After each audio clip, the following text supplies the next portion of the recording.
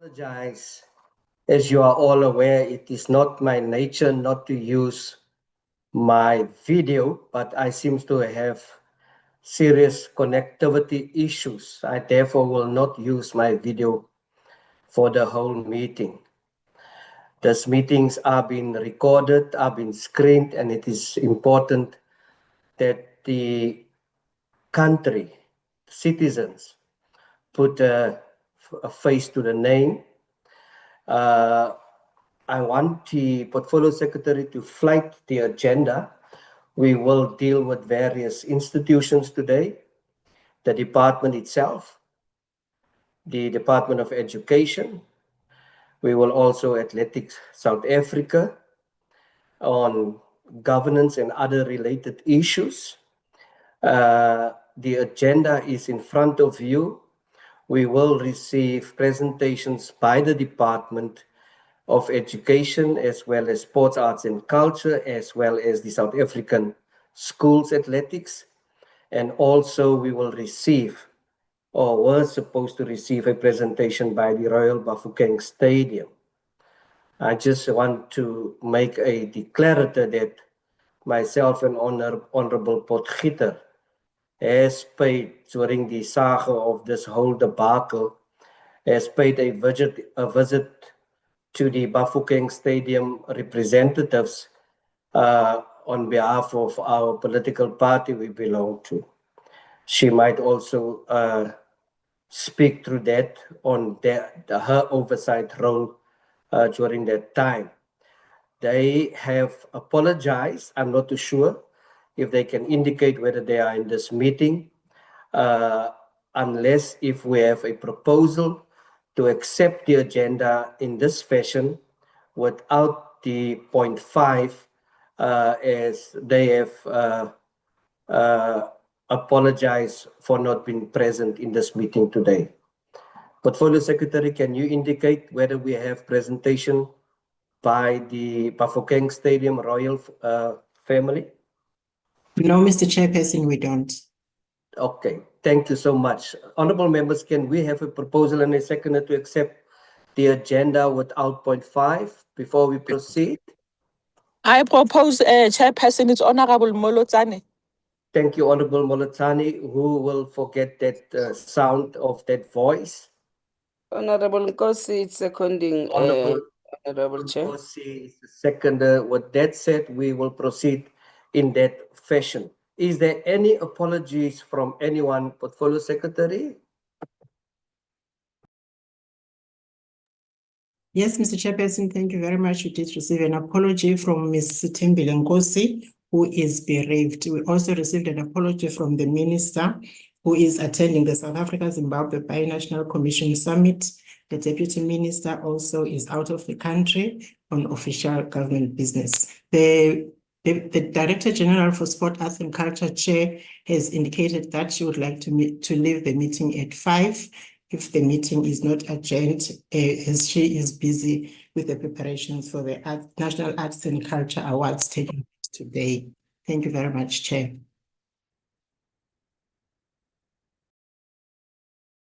Education, is she present in this meeting? Basic education.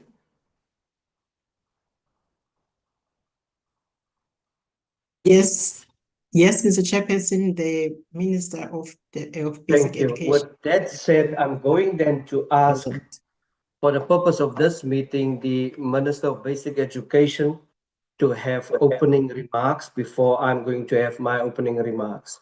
Minister, please proceed. Thank you very much, Chairperson, and thank you for the opportunity for us to come and present to the Portfolio Committee and the Joint Portfolio Committees here today. We really do appreciate the opportunity. Chairperson, school sport is a very important part of the education experience. It contributes to the physical well-being, the discipline, the confidence, teamwork, and social cohesion, while also very much providing an important pathway through which sport talent can be identified. And so for many young South Africans, school is where their first meaningful opportunity to participate in organized sport sports begins. And this is why effective collaboration between the Department of Basic Education and the Department of Sports and Culture, provincial education departments, sporting federations, and school communities is so incredibly important. The DBE and DSAC partnership is governed through an implementation protocol that is intended to support planning, joint decision making, and coordinated delivery of school sport and other curricular programs. And so today's engagement, Chair, also requires us to reflect candidly on the challenges experienced around the 2026 South African Schools Athletics Championships for high schools and learners with special educational needs. The championships were initially scheduled to take place at the Royal Bafokeng Stadium from the 8th to the 11th of April 2026. Following challenges regarding the availability of the venue, provinces were informed of the postponement shortly before the event. By that stage, provinces had already undertaken significant logistical preparation, including transport accommodation arrangements. And so the postponement resulted in operational disruption, financial implications, and some reputational risk and understandable frustration from learners, officials, provinces, and other stakeholders. And so the DBE presentation also records concerns regarding the manner in which the postponement was communicated. We should be honest about all of that. When government departments and partners jointly deliver national programs involving children and significant public resources, communication, planning, and accountability must be equally joint. But what matters now is what we have learned from what has happened. Following the engagement between DBE and DSAC, South African schools, athletics, and provinces and other stakeholders, an alternative venue was secured in April and the games were held. The event brought together 1,200 mainstream learners and 672 learners with special education needs. Those outcomes, and so we saw here that we had, while 8 learners were identified for further development, those outcomes remind us, Chair, why school sport matters. And so our ambition must be to extend beyond the successful hosting of one individual national championship. We need school sports system that gives learners regular opportunities to participate, identify talent irrespective of learners' background, where they live, and create pathways from school level participation to further development. Chair, today's engagement should therefore allow us to do 2 things at once: account honestly for the challenges experienced, and focus constructively on how we strengthen the governance, the coordination, and the delivery of school sport going forward. Our learners deserve programs that are well planned, that are accessible, properly governed, and centered on their well-being. I look forward to the engagement, Chairperson, with the Portfolio Committee. Thank you. Thank you so much, Minister Khwarube. Honorable members, colleagues and distinguished guests, it is indeed an honor for me to address you on this very important issue. Again, I want to say good afternoon to each and everyone. And this meeting has been convened to assess the state of school sports in South Africa with particular focus on athletics. We are all aware that our athletic fraternity is doing very well for this country. And therefore, we would like to say to all those involved, indeed, thank you so much for your contribution in this regard. Now, when it comes to school sports, and sports in particular, I don't have to say it is a constitutional imperative. As the Minister of Basic Education has mentioned, it shapes our discipline. It has to do with teamwork. It also provides social cohesion and national pride. It also lays the foundation for champions, which we have seen over time. It reflects the health of our governance, not only our governance, but also our athletes and our people of South Africa. Now, it is important for a sound collaboration between various stakeholders, with particular reference those appearing before this committee today, on how they are implemented and how they are keeping accountability, how they upheld accountability. And like the minister have said again, this committee needs a comprehensive update from the Department of Sports, Arts and Culture, from the Department of Basic Education, from Athletics South Africa. We will focus on a threefold issues here today.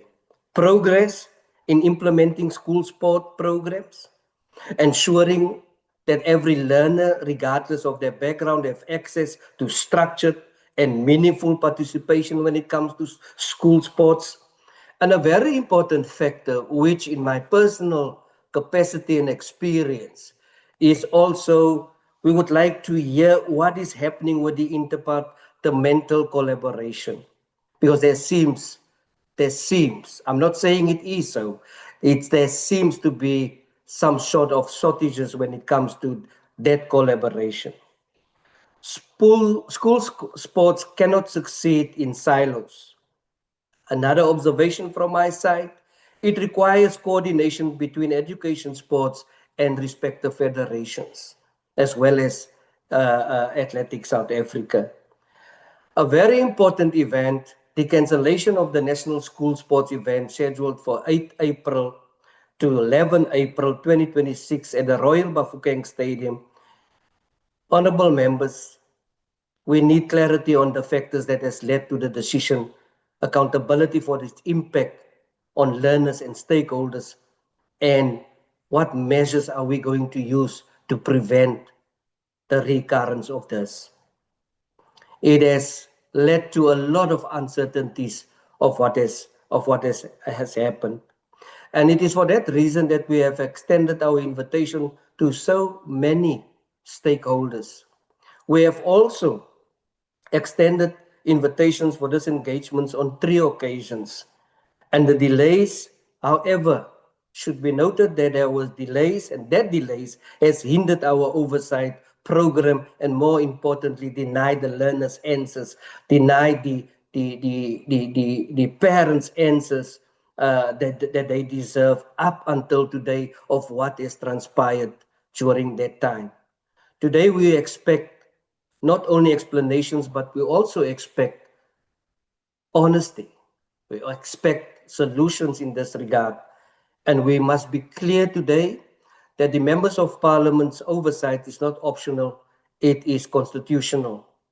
Where accountability is absent, parliament will act and will secure that it happen. We've heard nothing during this week when this issue was raised by Honorable Molatani on Tuesday. But we need answers as to whether any action has been taken against any official when it comes to that event. So, honorable members, as we proceed, may our discussions be guided by fairness, tolerance, urgency, and let us share the commitment to ensure that school sports thrive as a cornerstone of youth development and national unity, and also to enhance social cohesion. With that said, I'm going to give over to the Department of Sports, Arts and Culture, who will proceed with their presentation. Dr. Kumalo.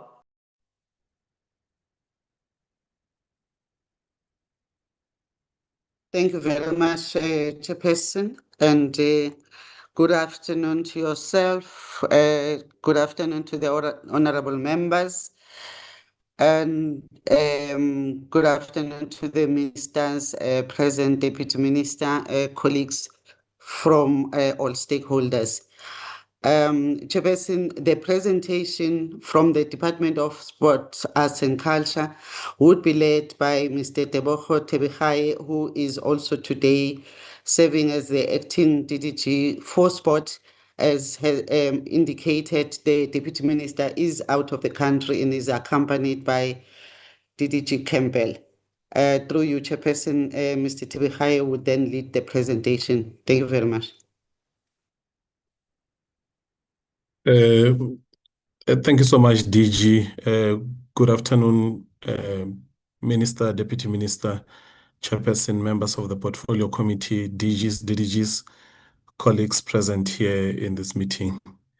Chairperson, I'm going to take you through the presentation on the program of school sport. I need to add as well that Present with us to assist as well is the director responsible for school sport, who's a senior manager in the department who runs the operations. But I will be leading with their presentation. Thank you so much for the opportunity.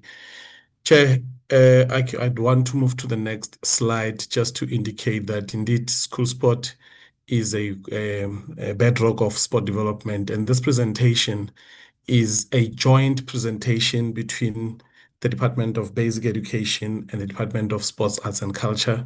We have shared notes, we have collaborated in terms of development of this presentation. Therefore, it will be a one presentation, Chairperson.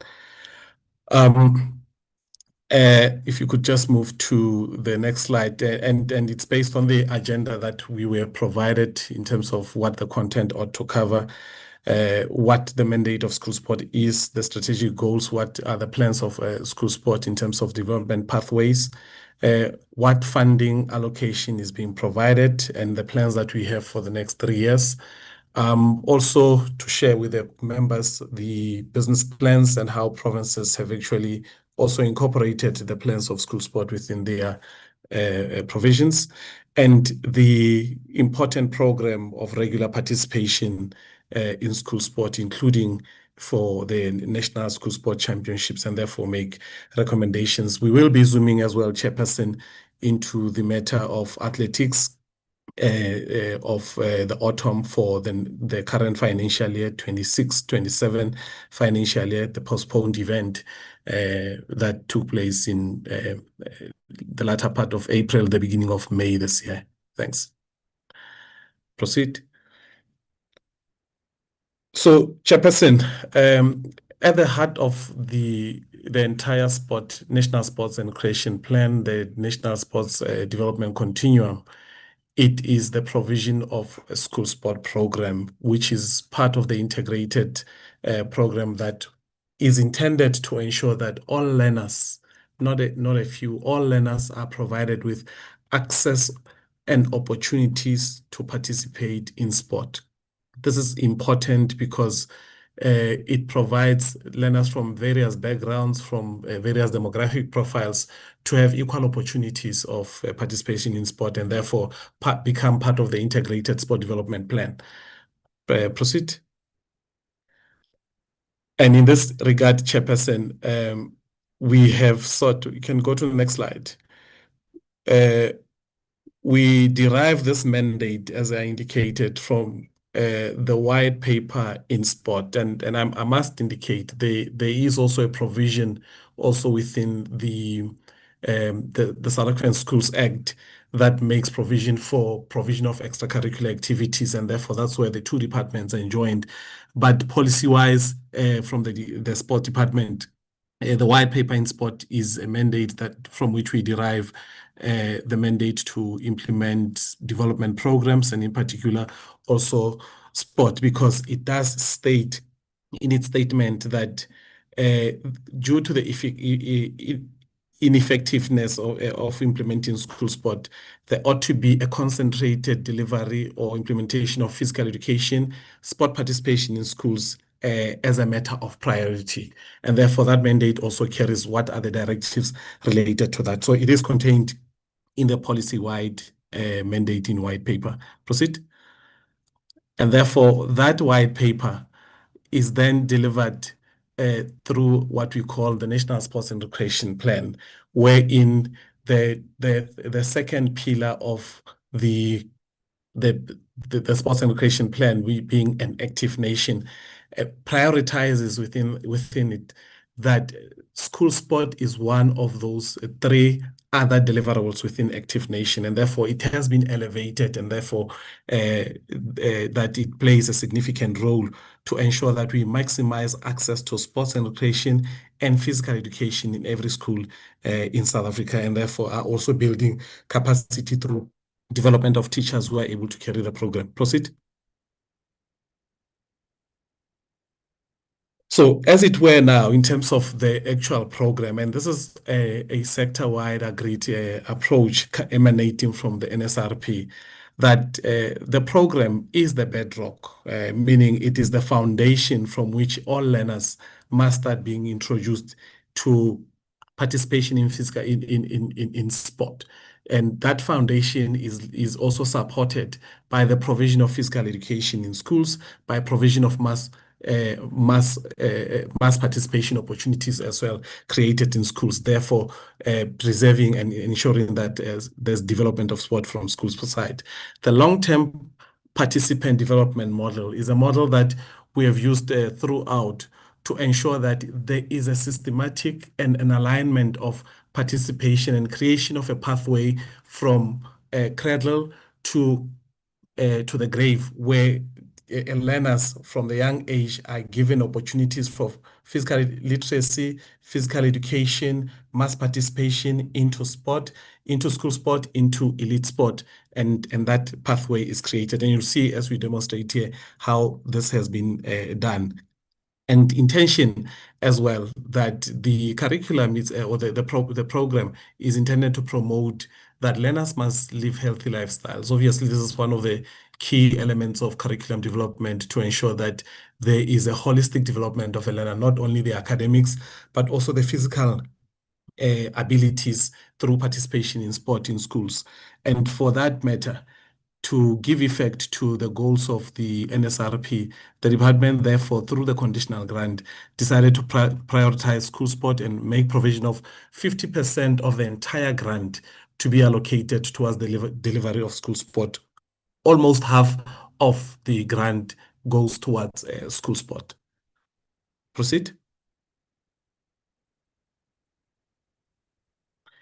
And so for that, the institution has then, through the governance system of the department, we've got a fully fledged directorate running school sport with personnel. And the mandate of that directorate is to ensure that we develop sustainable school sport leagues in partnership with our partners in education and our provincial counterparts. We provide schools and support them with equipment and attire. We provide employment opportunities to those that are delivering programs on the ground. And we ensure that we provide quality accredited training for the teachers who would serve as managers and coaches for the learners that are participating here. And therefore ensuring that there is a great platform for which the learners can compete at a higher level, which is the National School Sport Championships. Proceed.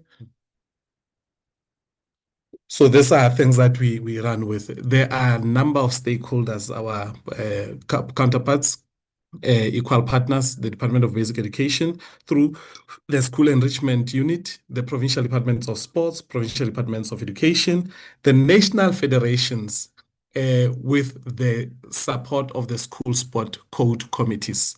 So these are member associate structures that through the federation run sport in schools, and are composed, majority of which are composed by teachers. The Joint National Task Team, which is a governance structure that oversees the implementation of the program, with the extended joint program that includes all other stakeholders like federations, school structures, teachers' unions, and SGBs forming part of that, including our Olympic body, SASCOC, being a member of the extended JNTT. Proceed. And so I will not just dwell on this one, but just to indicate this is what we talk about when we talk about long-term participant development model, and to see what is that career pathway or development pathway that has been laid for by school sport. At the bottom of that, the intention to have the sport-focused schools, which are specializing schools that deals with the talent and harnesses it towards ensuring that that talent receives the necessary support, scientific support for that matter, including specialized coaching for that matter, up to the elite level. So the district and local programs are at the heart of ensuring that there is always a hype of activities that fits into that system, that system to ensure long-term growth. Proceed. So the landscape that we are working under, Chairperson and members, is that there is just over 24,000. I think now the stats, the colleagues will correct that we are about 25,000 schools in the country, and over 22,000 of those are public schools, with just less than 2,500 independent schools that we have in the country. And the population of the learners in all the schools, it's about over 13.4 million that we are working with. And that's the learners that we need to ensure that all of them receiving equal opportunities for sport in their schools. Proceed. And so just to give a sense that the conditional grant as it is currently covers about 5 main areas.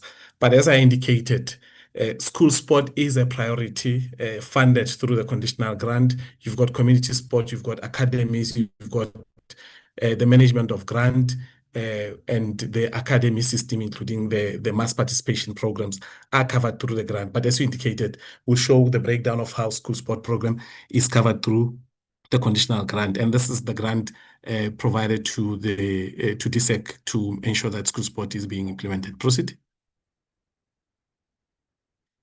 So in this, as I indicate here, that's the percentage spread across all other programs, and I won't dwell much on this. As I indicate, that it's 40% of the total grant. Proceed.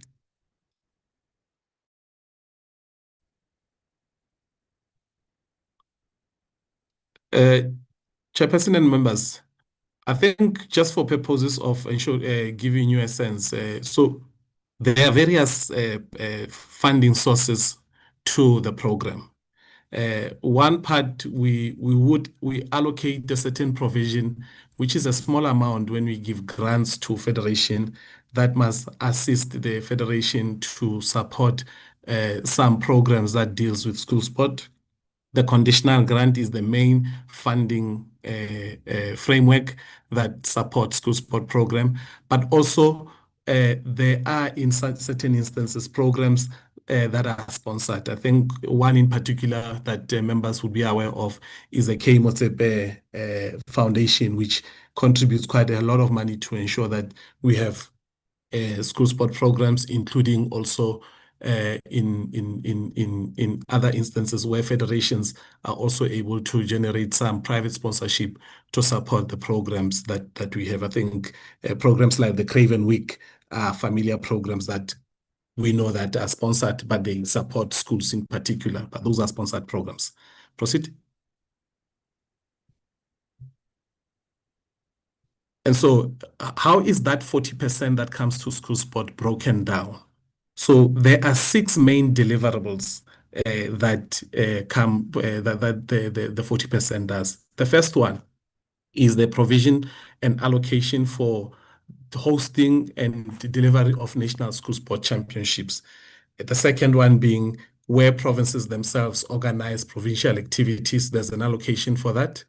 The third one being ensuring that the local and district levels are also given opportunities and funding is going there. And majority of the funding that we have goes towards the support of local programs and district programs. Your festivals, your athletics meetings, swimming galas, those are programs that we do. We also need to make provisions for skills development and also for employment of coordinators, including the supporting material that the schools would use in order to implement school sport programs. And that's the percentage allocation that we have for each one of them. I think of importance is for members to know that as far as school sport is concerned, the allocation is a ring-fenced allocation. The championships, for instance. So we do preserve about 8 million out of that. So 8 per province, 8 million per province to host to support national championships. But out of that, we then preserve 6 million directly to assist the province to say they must go and host. And the other 2 million would then be harvested to ensure that the host province will have enough funds to be able to host the championship. So that comes to the 72 million that you see there. And the intention for us in terms of the target is to have 5,000 athletes at least supported to come to any of the championships, be it autumn, summer, and winter championships. Also for the provincial ones, 17 million is allocated to at least have 36 provincial levels event, and the other ones, the district ones, 61 million being preserved for that, coming to 208 events that we want to host at local and district level, and training over 2,000 teachers with 17 million, and supporting over 3,000 schools. You'll see that this is just a drop in the ocean, given that we have about 22,000 public schools that need support, and per year we support 3,000 with about 53 million with equipment and attire. So there's still more to be done, but funding is the one that dictates, including then the employment of the people. So over the years, we intend to at least per year enroll 300 people employed to deliver school sport programs. Proceed. So that 250 million comes from this 652 million that you see here. So out of the 652 million, 250 goes towards school sport. And each province then, out of that 652 million, gets the allocation. Your far left there is the total sum of the allocation that is being provided. Maybe just to give members to say, that's on the first column there that lists the province. The second column is what is then given to the province. And out of that money, you'll see that from each province, we deduct about 2 million that we are going to reallocate to any province that's going to be hosting so that we are able to support them. That's why you see that Eastern Cape was reallocated 5.1 million additional, and Limpopo 5.1 because they are hosting as well. Northwest, as they were the host of the athletics, were allocated 5.2, and Western Cape 2.5 million. And that then changes what is the total figure that then goes to each province. So each host province has got an additional allocation that we give to them to ensure that they host the event successfully. Proceed. And so one of the important things to note, Chairperson and members and ministers, is to note that we have actually redirected through the conditional grant funding. Before 2024, we used to have an arrangement of a 6-level funding model where the first 3 levels of school sport would be the responsibility of our counterparts DBE, which is the school level participation, the inter-school participation, and cluster participation to undertake there. But also then we'll take the district, the provincial and national levels as TSEC. So we have changed that funding model because we realize that we need more resources on the ground than to take the learners at national. Yes, success is important at national level, but we had to do that so that we are able to collectively assist and intervene at a local level and support the schools more with training, with programs, but also with the equipment and attire. So that model is the one that we now use to do what we call the regular participation. But we still see that there's still challenges. There's still many schools that are yet to participate in the program and join. And it's a model that will continue to say, as long as we get the monies, we'll continue to expand the program to affect and ensure that many schools are able to participate and that they are also, the talent is able to be enriched.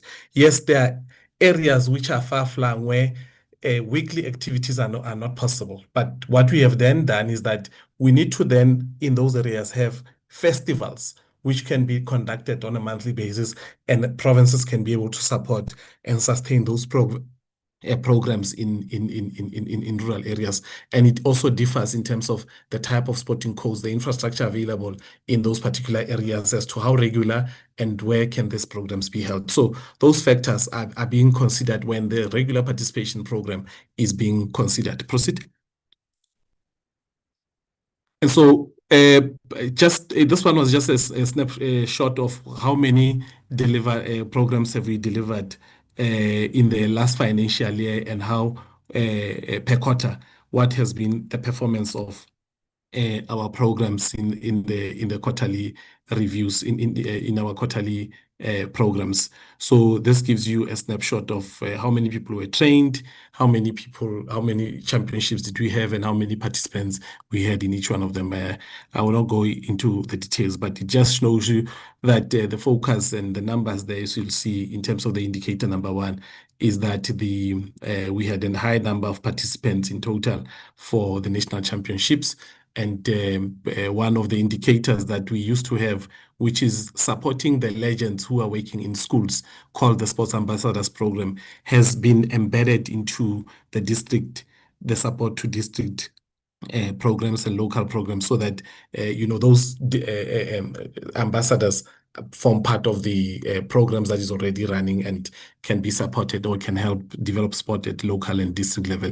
It's a good model that we're using so that the learners can also be inspired by those that have been there before. Proceed. In terms of the demographic analysis of the participants, you'll notice there in the middle that in terms of the demographics, our programs focus especially in terms of quarter 4. There were high numbers there in quarter 4 of participants from the Black communities. We're still struggling, Chairperson and members, with the programs related to the Indian communities. I think we need to do more to get those communities involved, and also, in the colored areas and so forth. But you'll see as well, in terms of the gender participation, we are at par slightly in terms of what are the numbers. When you look at the male and female participation in the third quarter, it's 13.8 for females in the fourth quarter and 15.8 for males in the third quarter. But in other quarters, like quarter 2, you'll see there's more females in the second quarter than they were in the second quarter by males. So we are at parity, I think, here usually when we do these programs, because we always look for male and female participation and balanced approach. Thanks. Proceed. How many pages left, Mr. Tebahai? Chairperson, maybe I'll rush to get to. I know it was a long presentation, but I'll try to be quite. Maybe you can give members me. have perused the presentation. Okay. I've given some limited time, and I'm also aware that some of the delegation will leave early. So I want to, give enough opportunity to both members and those who's going to leave early to respond to those questions. Okay, Chairperson, maybe give me 5 more minutes. I'll just slide through the slides. Okay, so this is just a breakdown of the number of schools. In total, we had 2,598 schools last year that we provided equipment and attire to. Proceed. Again, Chairperson, in terms of the equipment and attire, this is the quarterly analysis, and in quarter 4, you'll see that because towards the end, there's lesser numbers there, but the previous quarters, the numbers are quite high of schools that receive equipment and attire. Proceed. So as far as the championships are concerned and focus on athletics, Chairperson, giving you a historical context, one thing I want to paint as a picture here, and you would have seen when I presented the slides of the finances, that we've got the top 3 provinces that receive the highest chunk, which is Eastern Cape, KZN, and Gauteng. And when you look at the performance, Gauteng in the past 4 years has been topping the list, followed by the Eastern Cape in athletics, followed by the Free State. And when you look just at the bottom, your KZN and Northern Cape have not been doing so well in terms of the performance. But what we are saying here is that we have spoken to KZN because they have the biggest province with the biggest chunk of, I think, the second biggest allocation in the grant. But we know they have got the highest population as well. So there has to be something that we're saying. There has to be an intervention there, given the results that we've seen. But others have been consistent at 4, 5, and 6 positions. Proceed. Chairperson, also in terms of the results and members, this is the results that we had in terms of the teams that won, with Gauteng receiving the highest number of medals during the autumn, followed by Western Cape and Free State as well. Proceed. The final standing, especially when it comes to also Elsin, you'll see there that Western Cape still came number one in the Elsin group. I think they dominated here, followed by Gauteng at number two, Mpumalanga coming number three, you'll see. And these are learners with special educational needs, Northern Cape being the last there as well. Thanks. Proceed. And these are the number of medals received, so per province. Proceed. The number of athletes identified differs per year. In the previous year, we had 18. This is the year before, before this one. So in the current one, with the one that concluded in Pilditch, I think we had 8 athletes there identified from that were excelled. Proceed. So here are this is the championships that we came from. Then these are the list of those athletes that were identified from Bloemfontein. That is the championship of last year that was held in Bloemfontein. The names of the athletes and their disciplines and the performances that they have received. Proceed.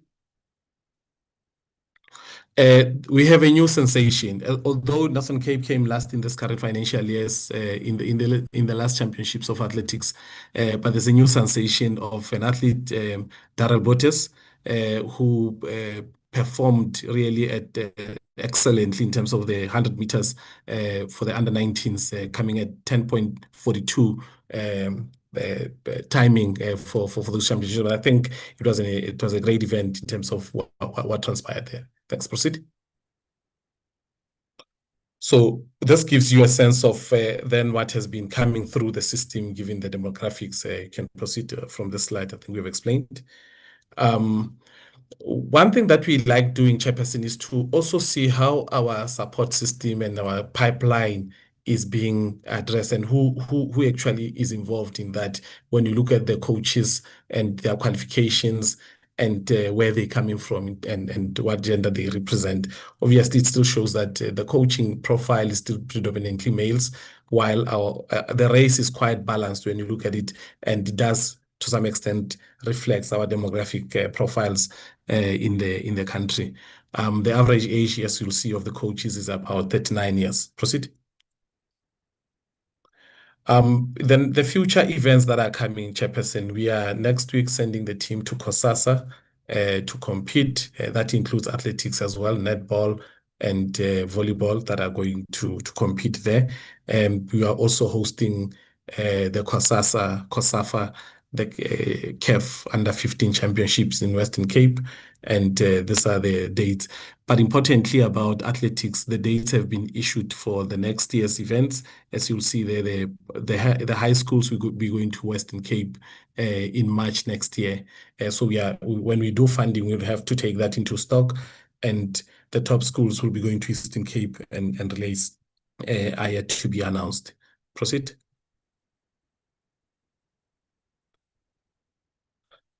Yeah, Chair, maybe for benefit, and as you say, members would have read through this. Maybe I should take the members as well through the issues related to the athletics in the postponed event that was to be held in April. Please. I almost thought that you forget it. It's a very critical matter. No. And I hope that everyone who's going to present here is going to take us through that in a very crisp fashion, because we want information. We want clarity on what has transpired, and also lacking in your presentation is the critical memorandum between both the Department of Basic Education and the Department of Sports. But I'm happy that you say that you're going to make mention about that. Please proceed. No, thank you so much, Chairperson. Indeed, Chair, I think the memorandum will be sent. Chair, it's ready. It's been there for a while. But just to take Chair and members into confidence that the the championships are organized jointly, and the governing structure there that makes decision about championship is the extended joint national task team. So all plans for the year, including for next year, will be shared in quarterly meetings in a particular platform and being adopted. But what is critical to understand is that just like you see even in this slide, the identification of the host province and the identification of the host facility as a technical element is the responsibility of the federation and its school sport structures. So we were advised at the meeting of last year already, August, November, that I think in November, that the athletics is going to be hosted in Northwest.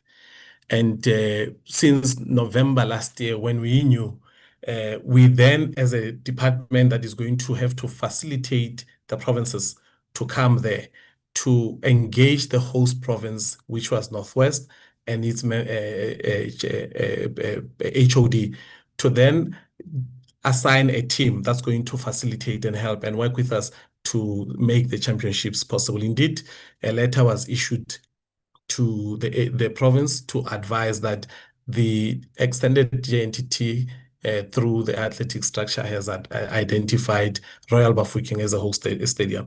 I need to indicate we have never hosted anything in the Northwest. I think the last one that we hosted back in 2018 was in Poch, but in Rustenburg it would have been the first time.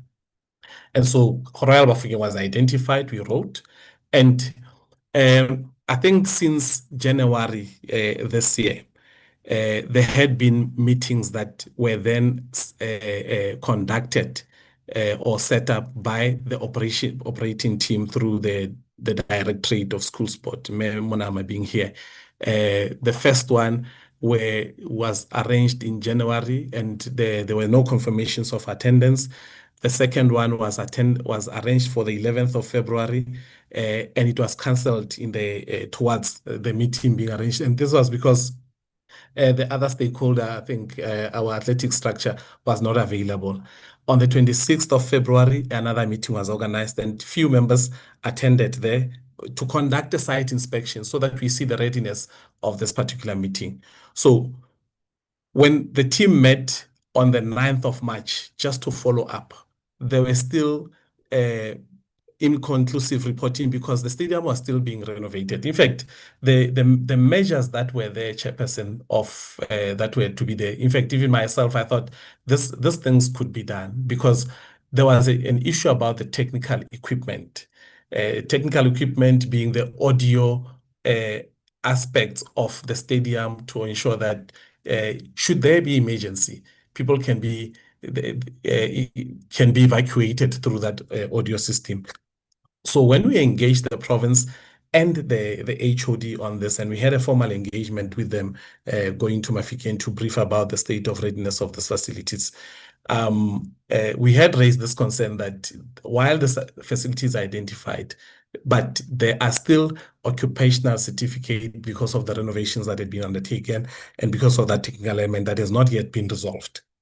So further meetings were held by the committees and the members. But of importance is the meeting that people undertook on the 19th to 20th of March, where the emergency meeting was convened. And indeed, I remember when after that meeting, I got on a call with the HOD alerting on the status that this borders on the lines of non-compliance because the stadium is not ready and is already towards the end of March. The championship was to come through. We were assured then by the province that there is an intervention that the province is making. They've escalated the matter to the office of the MEC, who was the following week to meet with the municipality, including the Royal House, to intervene and see if this process cannot be fast-tracked. Fast forward, Chairperson, when colleagues conducted an inspection, they were not fully allowed on the 24th to look at the stadium because there was still already work that is being done. It was only on the week towards the end of September, the end of March, I think the 1st of April, where we received a communication, because in between, HODs assuring that MEC went, could not get access. Then they escalated to the Premier. Premier, we were assured that Premier is talking to the Royal House, Premier is intervening. But when the HOD then formally wrote to the DG to inform the DG that the venue is no longer available, therefore it will not be possible for the event to sit. We could not at the time, given the nature of that, we could not at the time. I think it was Tuesday or Wednesday when the letter came on the 1st, and the Friday was the Easter weekend. So at the time, you had limited time to determine if you have to move from with this postponement. You need to determine how many provinces have already at that time when the letter comes made commitments and have paid on the 1st. It was about 2 provinces, KZN and Western Cape. How many can salvage their expenses? I think all others had made commitments but had not paid. So most of them could retrieve, but these 2, only partially, KZN and Western Cape, could not fully recover their funds. Do you proceed to then commit other provinces, because this accommodation is in Rustenburg, and if it's in Rustenburg and you have to find alternative venue, surely it's going to be outside Rustenburg, and the nearest being Pretoria. So a province would sleep. You can't even allow and risk that a province must sleep in Rustenburg and travel to Pretoria, because we start at 6 in the morning, we finish about 7 in the evening. So the risk of traveling at night with the kids was not possible. So we advised the accounting officer that for purposes of salvaging the already incurred costs and the possible future costs, we need to inform provinces that they should not book accommodation in Rustenburg. We are still consulting, or we still have to consult with the stakeholders to find alternative venue. It could have been anywhere outside Northwest and Pretoria. So when on the 2nd, a letter was issued to provinces, it was with the assurity to inform them that no booking should be made in Rustenburg because there is no event in Rustenburg. Surely you are expecting also that other provinces need, especially Western Cape and KZN, need to have moved they should negotiate with their supplier to see if they can save funds. Unfortunately, in some instances, it was 100% cancellation. But of importance there, Chairperson, is that we would have allowed for alternatives to be booked, to be looked at, and for many provinces to continue booking accommodation in Rustenburg when we don't even know where the next venue is. We don't even have a full certificate of whether the next venue is viable or not by the 2nd. Only other time that we were is after Easter, which was on the 6th of April, when we met with the stakeholders to say, these are the things that are at play. Already media releases were done, but we had no alternative at the time, and we were not informed of we did not have an alternative stadium at the time. And when we say we did not have, it means we did not have at hand a certificate that says, here's the venue, here is the compliant venue, and it's available, it costs so much, book it by the 6th of April. So provinces were expected to travel on the 7th. We couldn't even advise them where they should travel. So the most feasible thing to do was to say, don't cancel, but rather postpone until we come to a conclusion of how we are going to be dealing with this matter and to find an alternative solution. Indeed, we met on the 6th and we agreed on what would be the possible date, and the date that is not far or next year, within the same week period that we should be postponing this particular event. And indeed, when we postponed, it was successful. And Chairperson, you were there as well. You saw for yourself that the event was held end of April. And we competed, and there were athletes that, as the minister has indicated, that were identified as talented. And I think that's the crux of it. How then do we mitigate this risk for going forward into ensuring that we preserve the integrity of the tournament, we protect and safeguard the athletes, and we ensure the success of the championships. And I think that was the mentality that which we came through with this particular championship. I'll pause here for now, Chairperson, and hand over to you. Thank you so much. Thank you so much, Mr. Tebahai. No apologies to the nation. Maybe Dr. Kumalo will do that later. I now call upon the Department of Basic Education to do their presentation. You're welcome.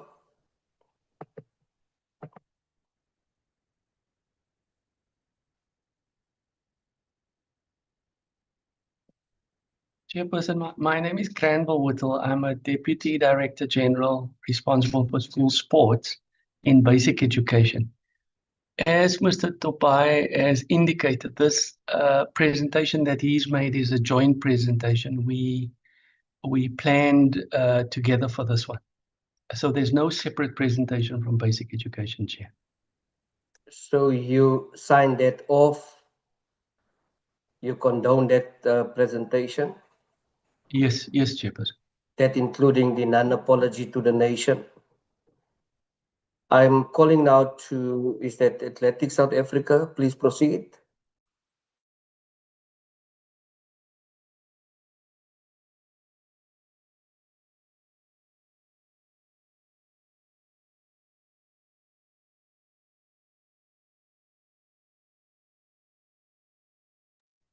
ASA.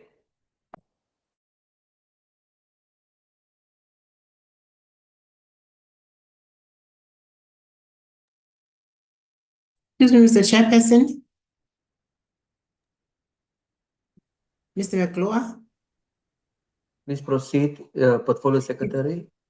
South African Schools Athletics Chair, not Sport Athletic. Yes, Chair. Please proceed. My apologies.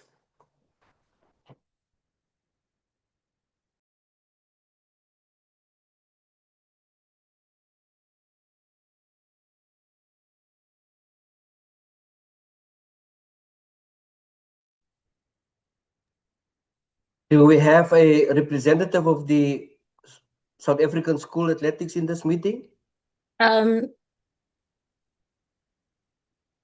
Good afternoon, Honorable Chairperson, Honorable Ministers, DGs, Honorable Members, and colleagues. My name is Yvonne Skalk. I'm the General Secretary of South African Schools Athletics, and I will be doing the presentation on behalf of SASA. Please proceed. Do you have a presentation to share? We have submitted. I would ask the Secretary of the Portfolio Committee to please flag that for us. Can we give sharing rights so that they can share their presentation? Yes, Mr. Chairperson, Mr. Scott does have sharing rights. Please proceed, Mrs. Kalk. My laptop is not in such a good state. I thought you would flag that for us. I will try, but Is your laptop freezing?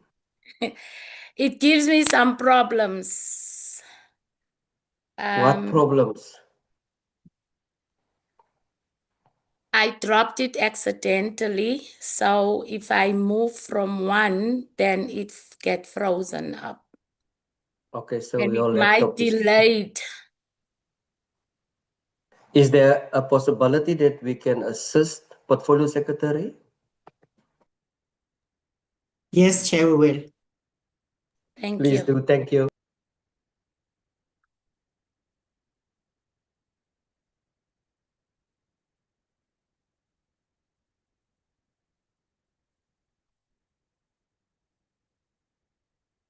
Thank you so much. I must first just clarify that we did not give a holistic background of who and what South African schools athletics is, but basically responded directly to the questions that were posed to us. But in the first slide, it's just the purpose is to give a comprehensive account of the circumstances that surrounded the 2026 National High Schools and LSEN Schools Athletics Championship, the decisions that were taken, the challenges that were encountered, and the implication for school sports athlete development in South Africa. So this presentation just further seeks to highlight the urgent intervention required to safeguard the interest of our learners, athletes, schools, parents, and the broader school sport ecosystem. We can move to the next slide.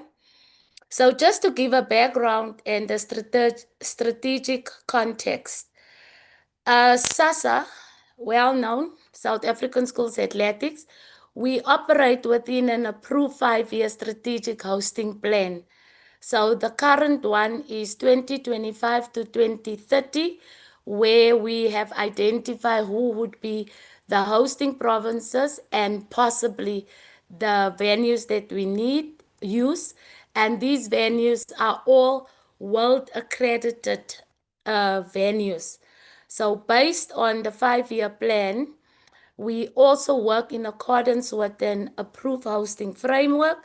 So for 2026, Northwest Province was awarded the rights to host the 2026 National High School and LSEN Athletics Championship. We had two venues, which is Potch and Northwest with the Royal Bafokeng Stadium. The hosting province identified the official venue. As I said, SASA identify, but the hosting province will then, with its counterparts and stakeholders, will then, after considering different matters, they will then decide on the host, and Royal Bafokeng was identified. Subsequent to that, multiple site inspection and local site inspections were held. Local organization committee, the LOC, were formed, and they undertaken the process to ensure that everything is compliant with the hosting and the requirements that we need. So during the assessment, obviously with the LOC meeting, concerns were identified regarding the incomplete installation of the stadium sound system.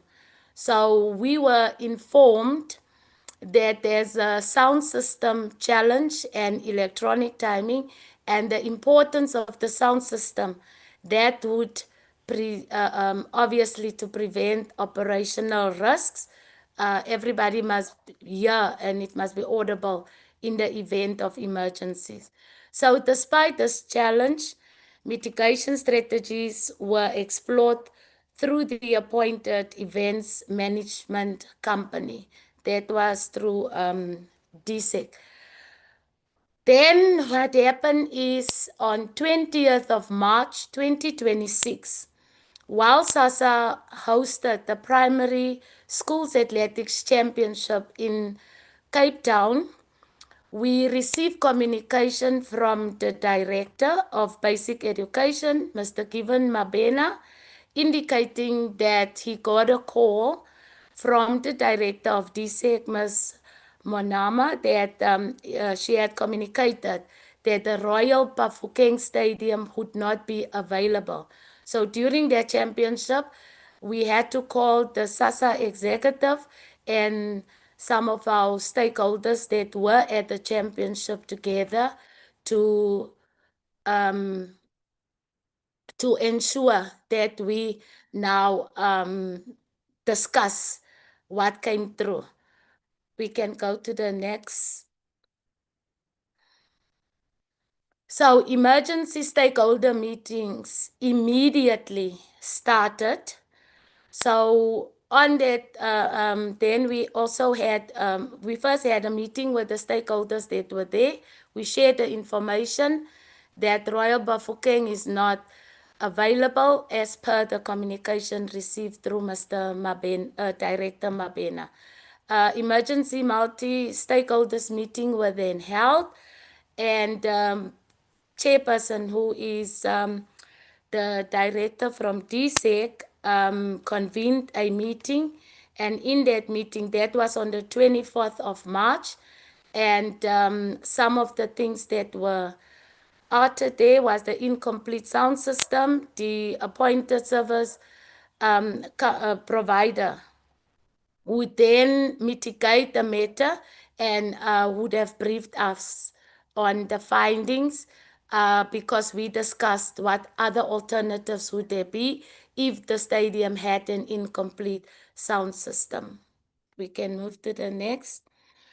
On the 1st of April, there was 24th March, we then proceeded, but these were, so we had a meeting to establish the readiness of provinces for the national championship.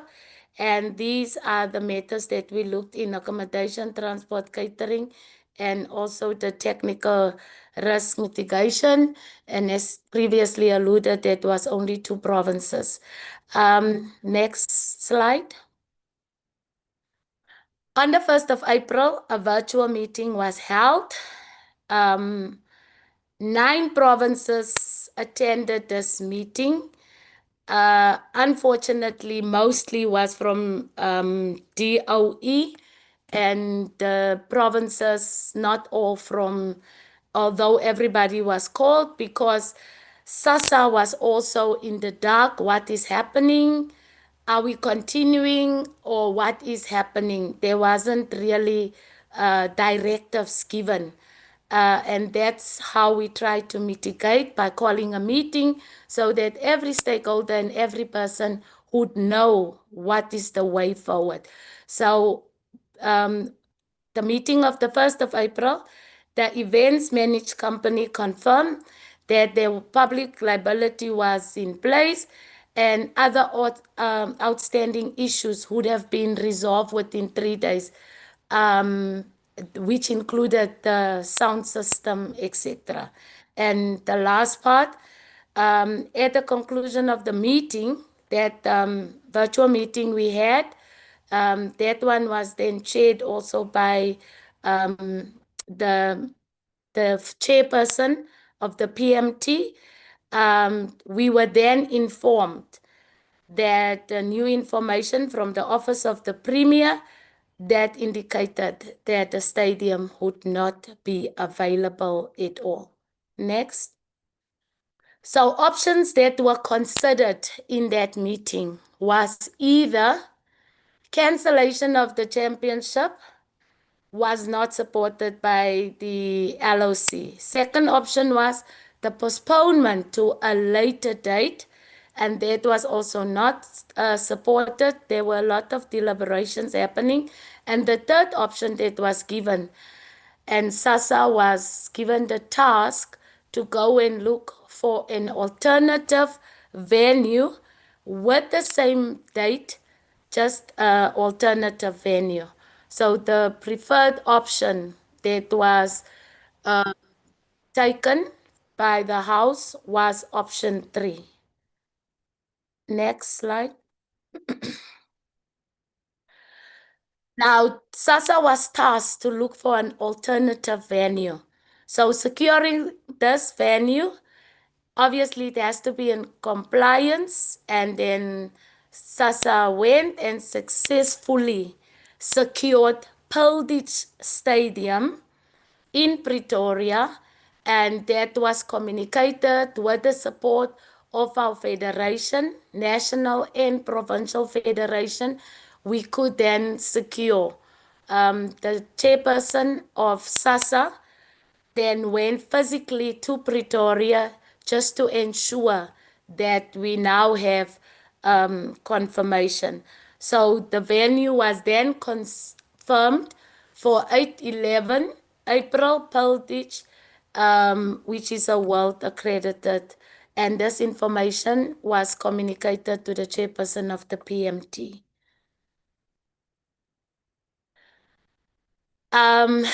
Then readiness to host, because we had to move from one province to the other. Gauteng Schools Athletics were then consulted, which is the local structure in Gauteng. They were informed about the changes. So the new LOC committee was then established. Volunteers were recruited for technical operation and logistics, and SASA remained operationally prepared to host the championship on the set date. Athlete-centered imperatives, the championship served as a critical development platform for schools athletics, also athlete development, where athletes can either improve their personal best and also selection opportunities for international participation. So this is opportunity, sponsorship, etc. So these are all, this page just highlight again opportunities for athletes, either from one school to another. We have now schools of specialization. They could get those opportunities, universities, for those that were in matric. Also, commercial sponsor exposure, Nike, Adidas, Puma, etc. So, following the communication from the DG of the Department of Sports, Arts and Culture, Dr. Khumalo, consultation processes were initiated. SASA note with concern that the communication regarding the postponement occurred without adequate consultation with the two principal stakeholders, which were Department of Basic Education and South African Schools Athletics.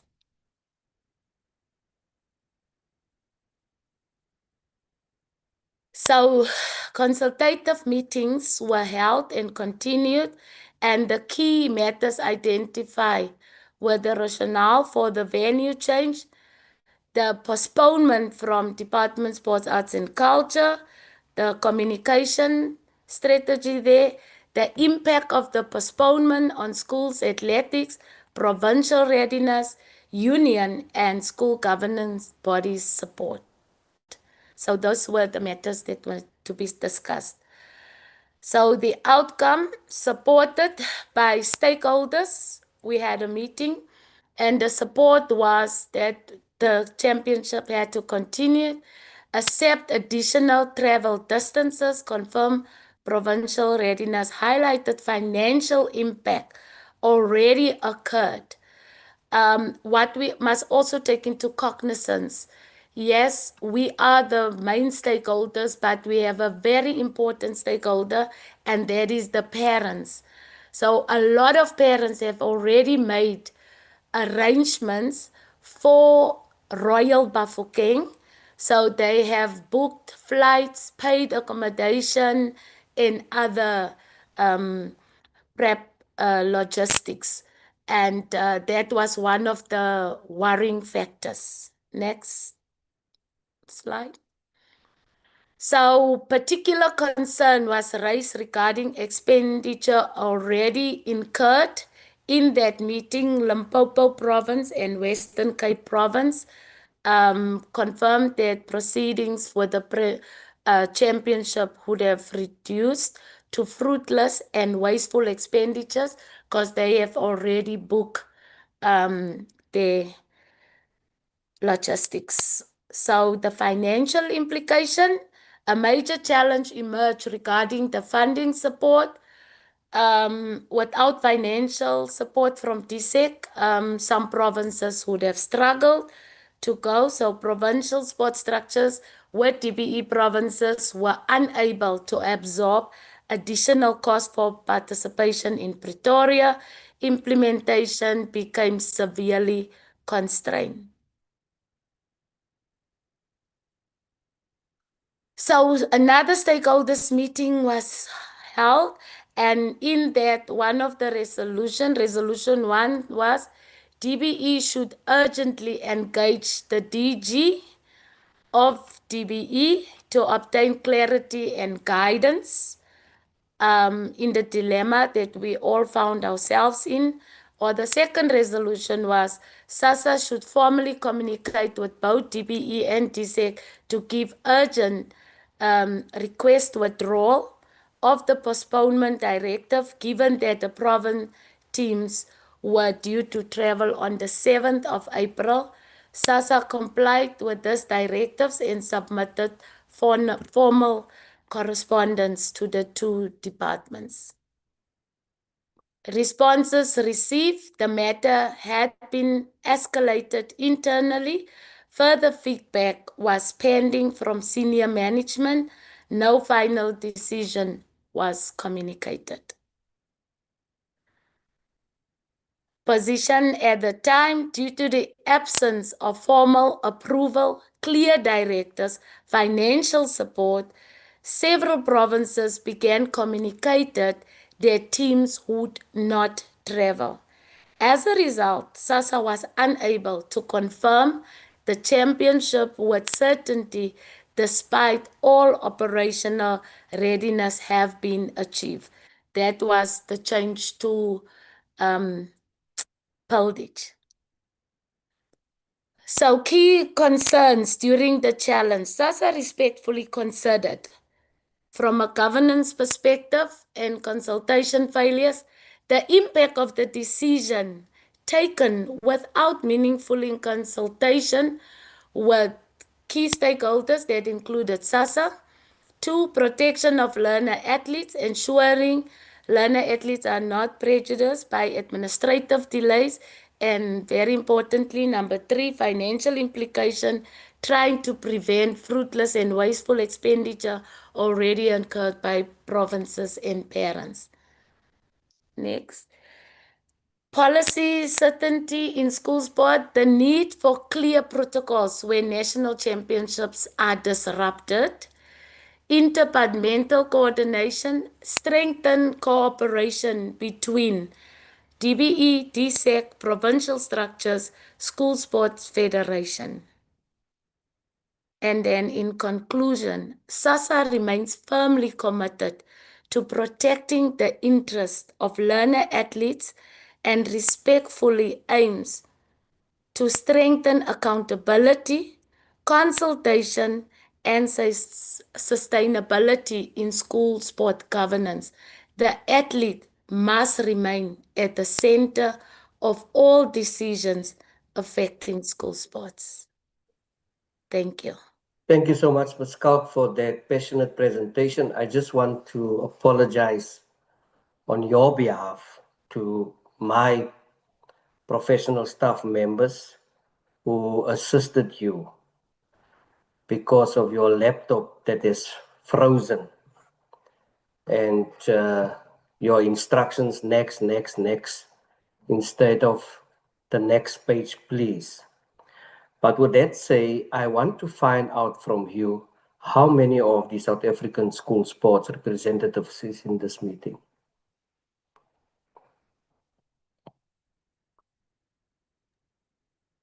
Mr. Sabata Kumalo, the president is here. Just give the total. You said there will be 9. 9. Out of the 9s at the time before I presented, 6 were in the meeting. Okay. Honorable members, there we have it. I'm going to give opportunities to members to raise questions, concerns, and I think also members during the deliberations, I would like in their responses, especially pertaining to the very last presentation, some sort of an outline, Dr. Kumalo, of lessons learned from this mess and the mitigation measures.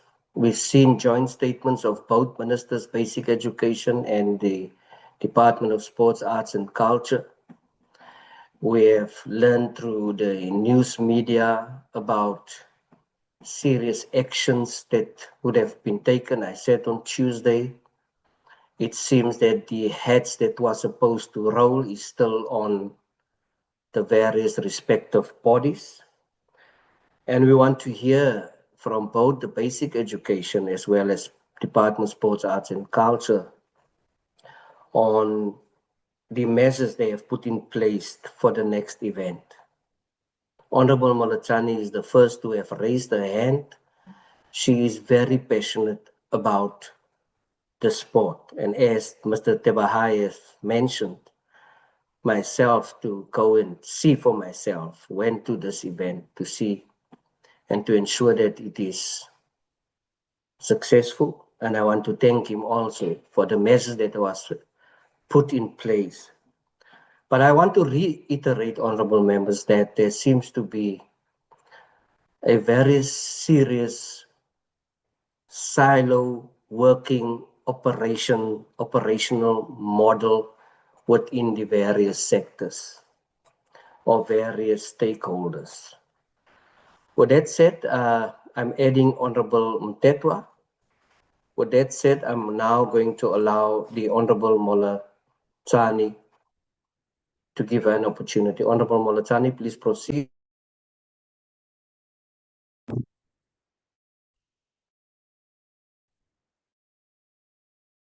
Honorable Molachani, please unmute.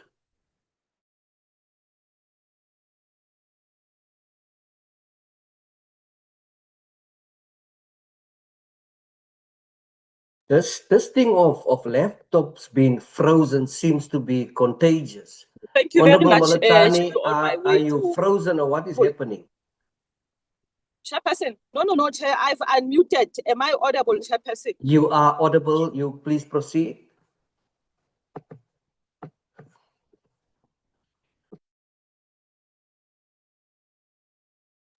Please proceed, Honorable Molachani. Thank you very much, Chairperson. Let me start very much. Chairperson, my first question, which I've asked on Tuesday, I'm still asking it again. Where is 3.5 million that we've lost because of those games that never happened in Northwest, and who is responsible for that 3.5 million? I will pause there and wait for the answer, Chairperson. The department. Thank you very much, Chairperson. Tebogo, can you just specify around the issue of the 3.5 million? In terms of accountability, Chair, can you just allow me to respond to that? Subsequent to what happened, we were faced with a crisis and we made a decision based on what was actually on hand, the information that was there. I think the key basis on which we made a decision was the correspondence that we received from the HOD of the Northwest. That particular correspondence we received, Tebogo was saying it was on the 1st. We actually received it on the 2nd of April, which was a Thursday before Good Friday. And there was hectic communication that then happened between the time that we received that correspondence, which was at 11:41, up until around 8 p.m.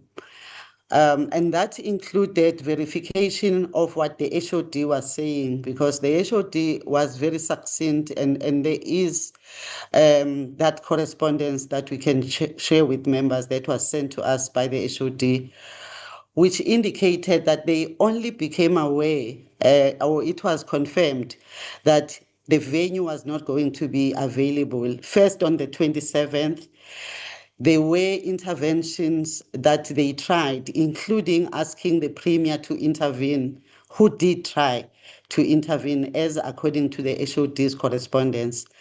Up until the 30th of March, it became apparent that the stadium was not available. And this is captured in the correspondence from the hosting province accounting officer, Chair. We had no reason not to then rely on that information.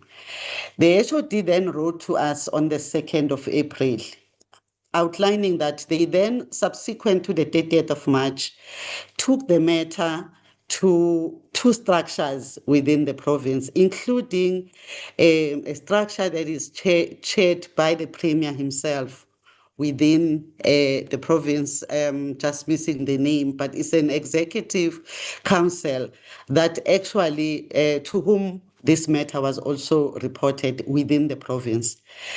He then wrote this letter, and upon receipt of this letter, we had to seek, or I had to get clarity on what was happening from the chief director, Mr. Tebikhai, but also the director who's present in the meeting, who has been referred to as the chairperson of the steering or the technical committee, I'm not sure what they call it. They sent a letter to myself, chairperson, to sign the cancellation. I declined that letter because I wanted verification of what was actually happening within the provinces. So I'm just outlining this, Chair, over and above other things that actually happened. So it was a hectic, almost 6 hours, where I was seeking answers, I was being given answers, and I had to actually make a call based on the information mainly coming from the accounting officer in the province who was saying the stadium is not ready.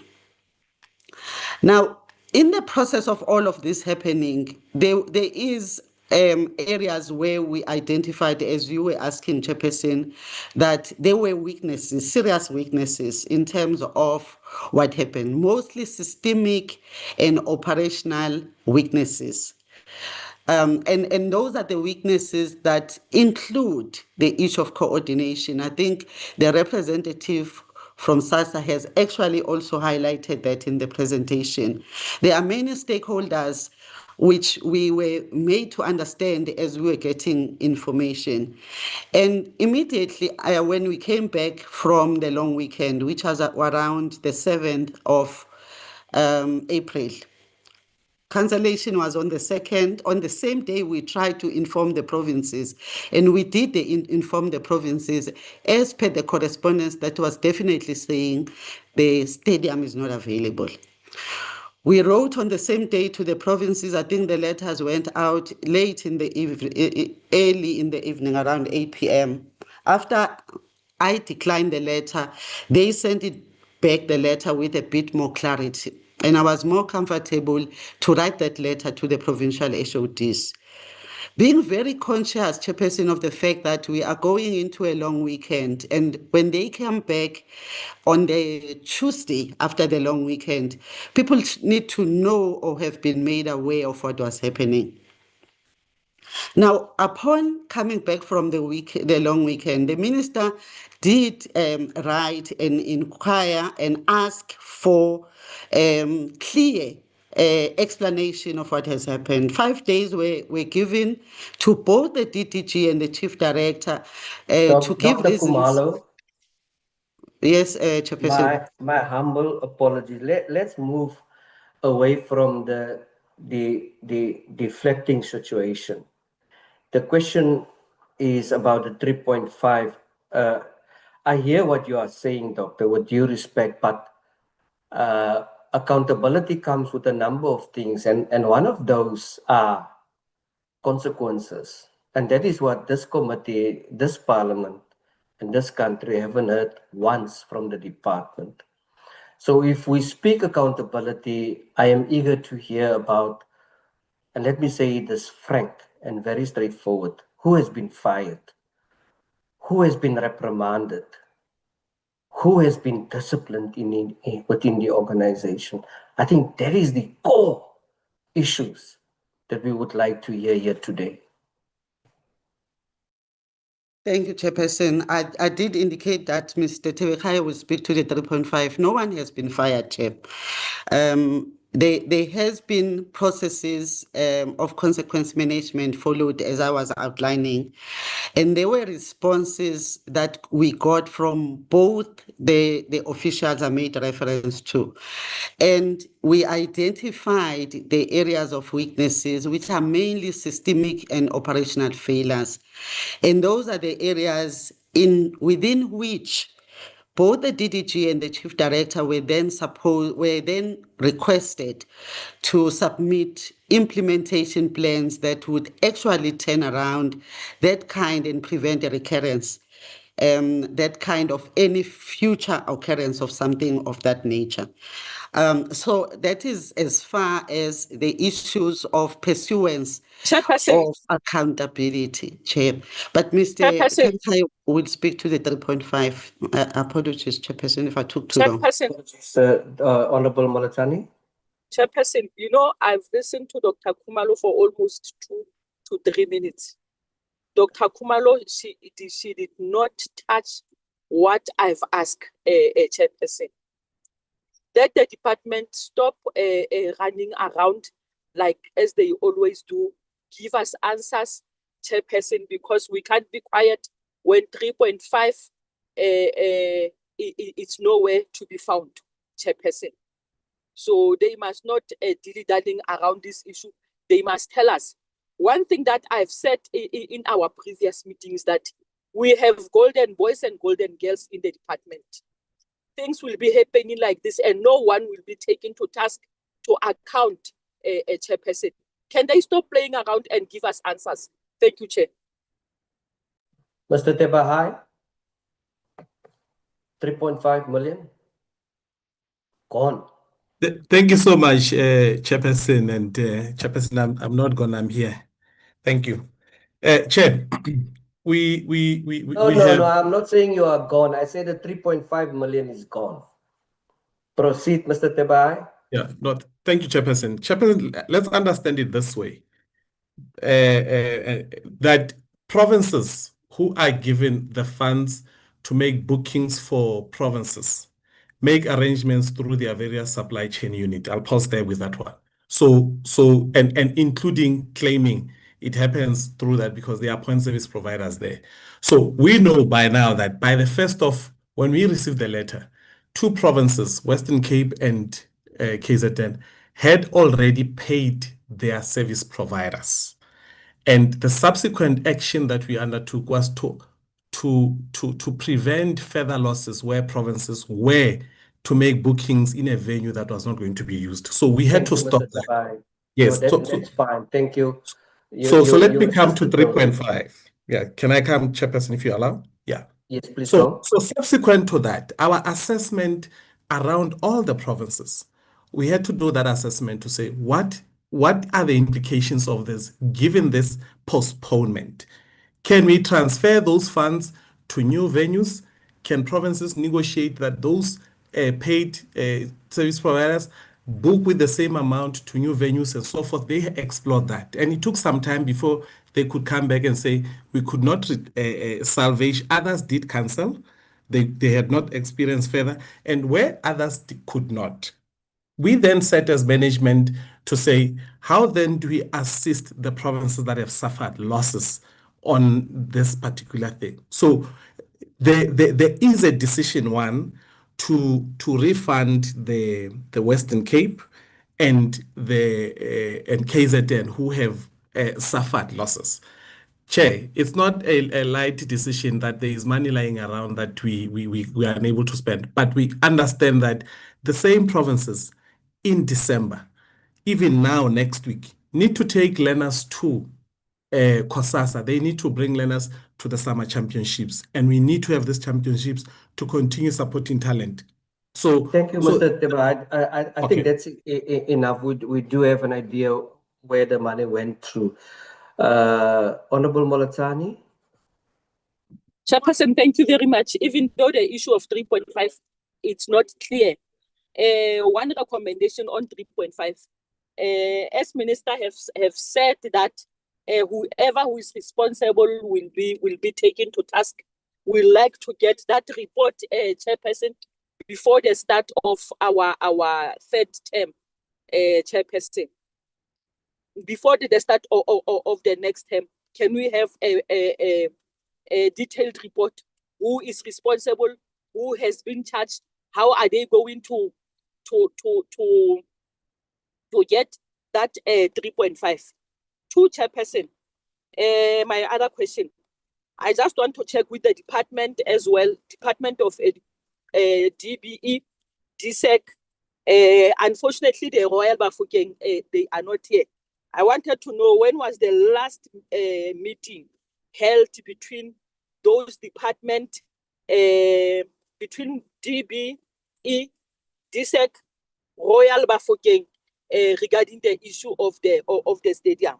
The second question, Chairperson, what was discussed in the respect to the preparations, and what did the leadership of Royal Bafokeng say regarding the stadium, Chairperson? If that meeting really did sit, Chair, can we be finished before the end of this meeting? Can we be finished, Chair, with the minutes, the register of those minutes, at least 3 meetings that were held between Department of Sports, Department of Basic Education, as well as Royal Bafokeng Stadium, whoever who is responsible. Can we have those minutes of 3 meetings before the end of this meeting, Chairperson, together with the registers? Thank you, Chair. Let me prove my allegations of silo operations. Can the Department of Basic Education respond to that question on the meetings? Can I invite Mr. Mabena to respond to that? Please do so.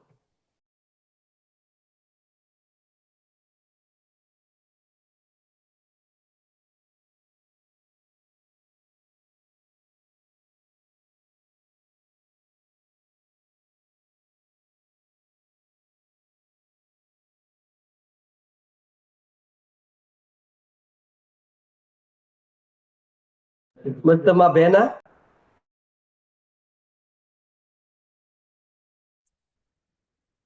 Apologies, Chair, and a good afternoon to the Minister, the Director General, as well as the honorable members of the Portfolio Committee, as well as the colleagues from our sister department.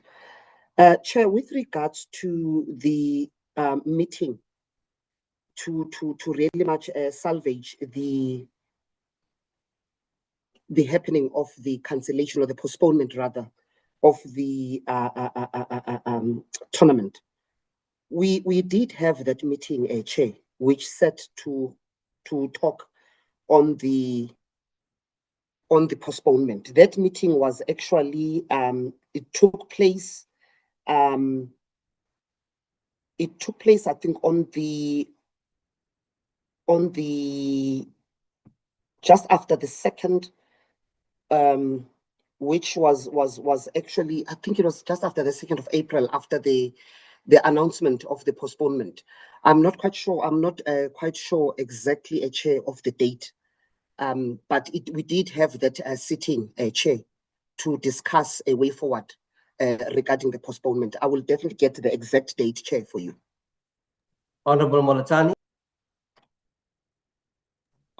Chairperson, can we be finished with the minute, the attendance register of the last 3 meetings they held between the 3 of them, Chair? And if they do have meetings, they were supposed to have picked this thing up, that the stadium it's not in good condition to be able to host the event.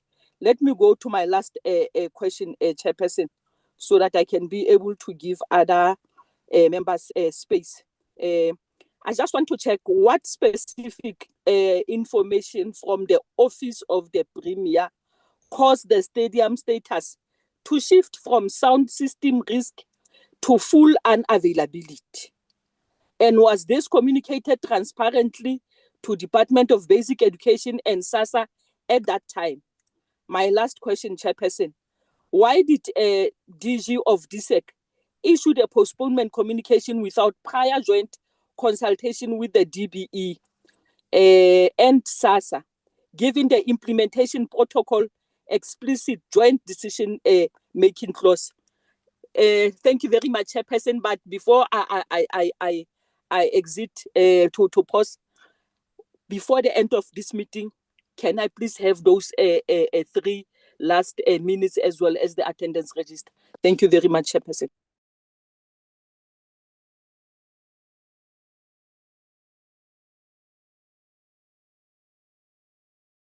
The department. Thank you, Chairperson. When the correspondence that we got, we did not get from the Office of the Premier, Honorable Member. We got from the HOD of the Northwest Department, Sport, Arts and Culture, who are the ones that were given the rights to host this event. The letter that we wrote at the beginning of March to the HOD, formalizing that they are hosting, and he's the one who wrote back to us. In the letter itself, as we will share with you, he does outline the interventions by the Premier.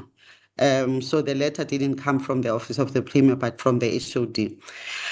And then with regard to the communication, I would like Tebogo to then come in there.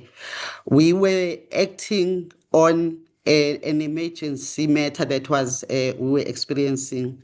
And yes, Honorable Member, perhaps in terms of the level at which we consulted, we should have gone even more in terms of the stakeholders. But we were very anxious to inform the provinces before the holiday break so that the arrangements of transport not proceed. Tebogo, if you could just around the communication to DBE and other stakeholders, please.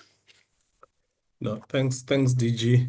I think technically here I would rely more on the director as well to advise us, the leader of the project management team, together with Mr. Mebabena.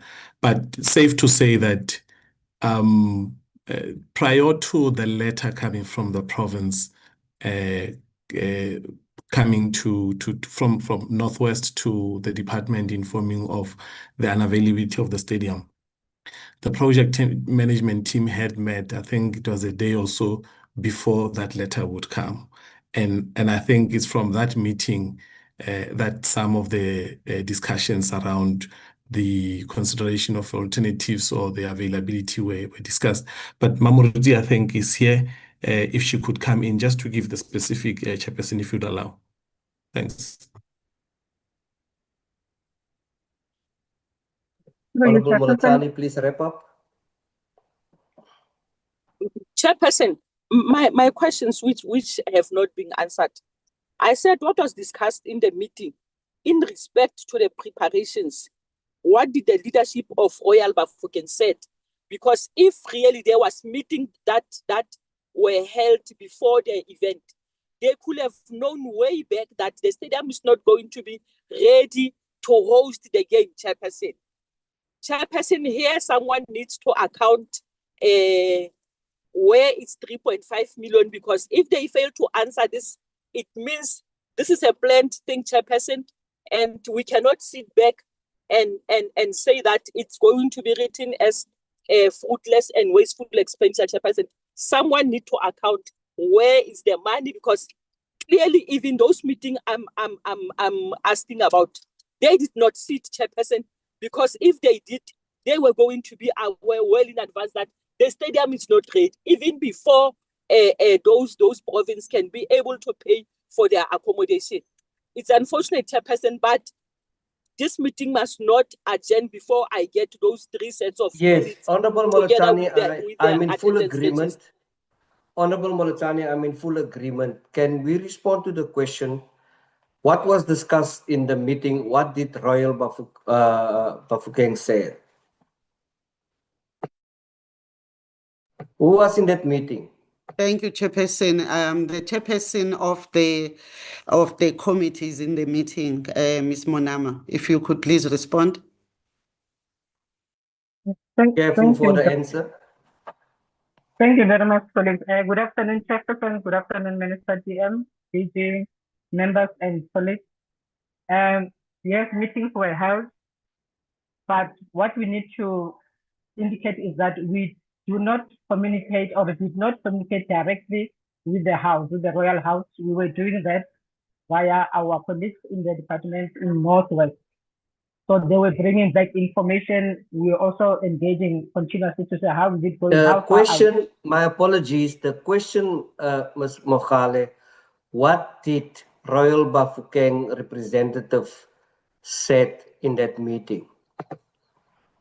We have not held a meeting directly with the Royal Bafokeng. It was ourselves, DBE, and provinces, and also SASA who were having meetings. That whatever requests with engagements, we were doing that via colleagues from the Northwest and through the office of the HOD.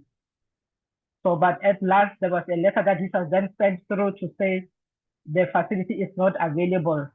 That's how far we went. We have not had a direct engagement with them. Okay, let me help you. Let me help you with the answer. Like I've said, I've attended with the delegation, the Royal Bafokeng representatives. They said in that meeting, the stadium is not compliant. They are not in possession of a certificate.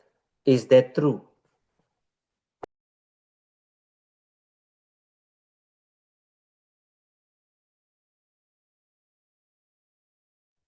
Yes, Madam. If you could, as you represent the department, if you could respond, please. Thank you, Dr. Khumalo. We have not had direct consultations. We're receiving information via our colleagues in the Northwest. So they were indicating, as Mr. Kalahai has said earlier on, that yes, for now it is not available. On the 20th, on the 19th, on the 20th, that's when we had an emergency meeting to indicate that part. On the 24th, when we're actually in Rustenburg, we wanted to have the meeting at the stadium. Still, we could not even go and have the meeting at the stadium. We were not allowed to go there. It was not available. And again, on the 4th, that was the communication. So the communication came via Chairperson, let's close it. The answer, we've got it. There was no prior meeting between the between the two departments as well as Royal Bafokeng. There was no prior meeting. They could have known if they were meeting, there was resistance, everything. They could have known early that the stadium is not in position to host the event. Full stop, Chairperson. So whoever who was supposed to attend those meetings to advise whoever who's responsible regarding school sport and so forth, Chairperson, they must be charged. They must be charged, Chairperson. We want that 3.5 million. Thank you, Chair. Thank you. The Honorable Potgieter. Thank you, Chairperson. Yeah, look, I'm equally as ticked off about this particular issue. And I think at some stage we need to start being honest. I want to clearly know, and I think possibly the answer to Honorable Malatsane's question has been answered, but I'd like to understand very clearly who from Royal Bafokeng attended any of these meetings, and if so, how many?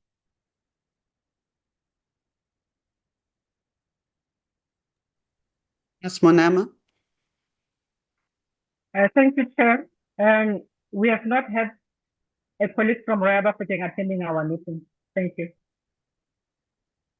Can you confirm that you received correspondence from the Royal Bafokeng when you requested the use of the stadium that stated that the stadium would not be available as renovations were only expected to conclude in June? Can you confirm that?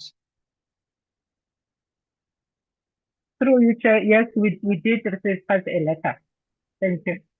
So you knew back in October, November already that the stadium was only going to be completed in June? No, the letter we received in April, immediately after we could not use the facility. But earlier on, it was just a verbal communication to say the facility is still under renovation. What date was that? Come again, ma'am? What date did you receive that correspondence? The letter, we'll have to check the letter that we received. It was around April when they were indicating that part. So you're saying that you never received correspondence or confirmation or advice from the Royal Bafokeng that the stadium would not be available prior to that April date? Is that what you're saying? During our inspection in February. That's when they made it clear to say we are still renovating. That's the time that we got that information. So we were working with that to say it will be done in time, it will be finalized. By the time we use the facility, it will be available. But during even that time when we were inspecting the facility, they were indicating that part. So can I understand who decided if the stadium management had already advised you that the stadium would not be available until June? Who decided that they would somehow force an intervention to make it available? I'm trying to understand that, and I think that's the official or officials who need to provide us with the answer that they made this unilateral decision against what was advised from the stadium management. They knew that they weren't going to get an occupancy certificate until at least June.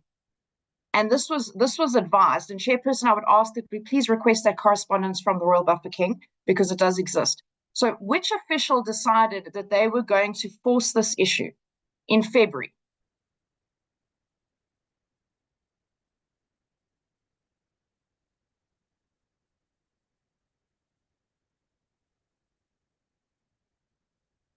Ms. Manam, I thought you were responding to the questions. Okay, thank you. Through you, Chairperson. Yeah, please proceed. The questions are in interpellation style. Please answer directly to the honorable member. Sure. Thank you, Chairperson. After the February inspection, we communicated at an extended JNPP meeting with colleagues to say, colleagues, the facility is not becoming available. Let's look into other facilities. But we had hope because the facilities are of very good standard. So we continuously had the hope that it will be made available by the date of the 8th of April. But as and when we continue to engage and looking at the facility, it could not be made available. But it was not one person who made the decision to say we are definitely going to be using that. There were several meetings that which were held when we could we're engaging time and again on this matter. Like you have said, there was an emergency meeting on the 20th. Thank you. I got the schedule of the meetings. Chairperson, I'll probably reiterate Honourable Moletsani's request for the minutes of those meetings. Correspondence was sent and advice was given that the stadium would not be completed by June. I'm not understanding how a hope that it would somehow be completed beforehand. Construction processes are pretty much precise. You can maybe go out 2 weeks to a month either way. They are pretty precise. The stadium knew they would only get an occupancy certificate come June 2026. They knew that this facility would not be available in April. So I'm trying to understand whose hope was benching for an April availability date. The second question I have with regards to this, because the intervention, Chair, with the MEC and the Premier, it was obviously to now try and correct what wasn't going to happen and to try and force some availability, which was never going to happen. The issue wasn't around the sound system alone. The issue was around the occupancy, the safety of the athletes, the inability to use the fire escapes, etc., and so forth. So it wasn't a simple problem. The other issue that I have, and DG, because I'm putting this predominantly on the province, because this was essentially something the province was supposed to be managing. DG, I would ask that you look into the sound system issue, because there was also an official or a process that was started whereby the province then indicated they would procure an alternative sound system. Now, the issue with the sound system was not a sound system. The issue was that the entire ceiling and roof had to be replaced. The sound system is basically built into that. So the problem wasn't surrounding an audio issue. It was surrounding an actual construction issue of the stadium itself. But I'd like to understand and get an indication of why then you would procure this equipment and what was the thinking behind that? How was that going to happen? Where was the money going to come from that? Chair, through you, Please members. proceed, Mr. Tebai. Yeah. I think we should not make a mistake of reducing the organization of the championships and the management of school sport to an individual. It's a multi-stakeholder decision-making platform. And that, if you'd heard also from SASA presentation, Mr. Tebai, they have a role. Tebai, Yes, we now are coming not person. reducing an individual here. Not at all. We are interrogating and asking questions on a 3.5 million being spent because of non-performance. So it is not an individual who has been subjected to interrogation here.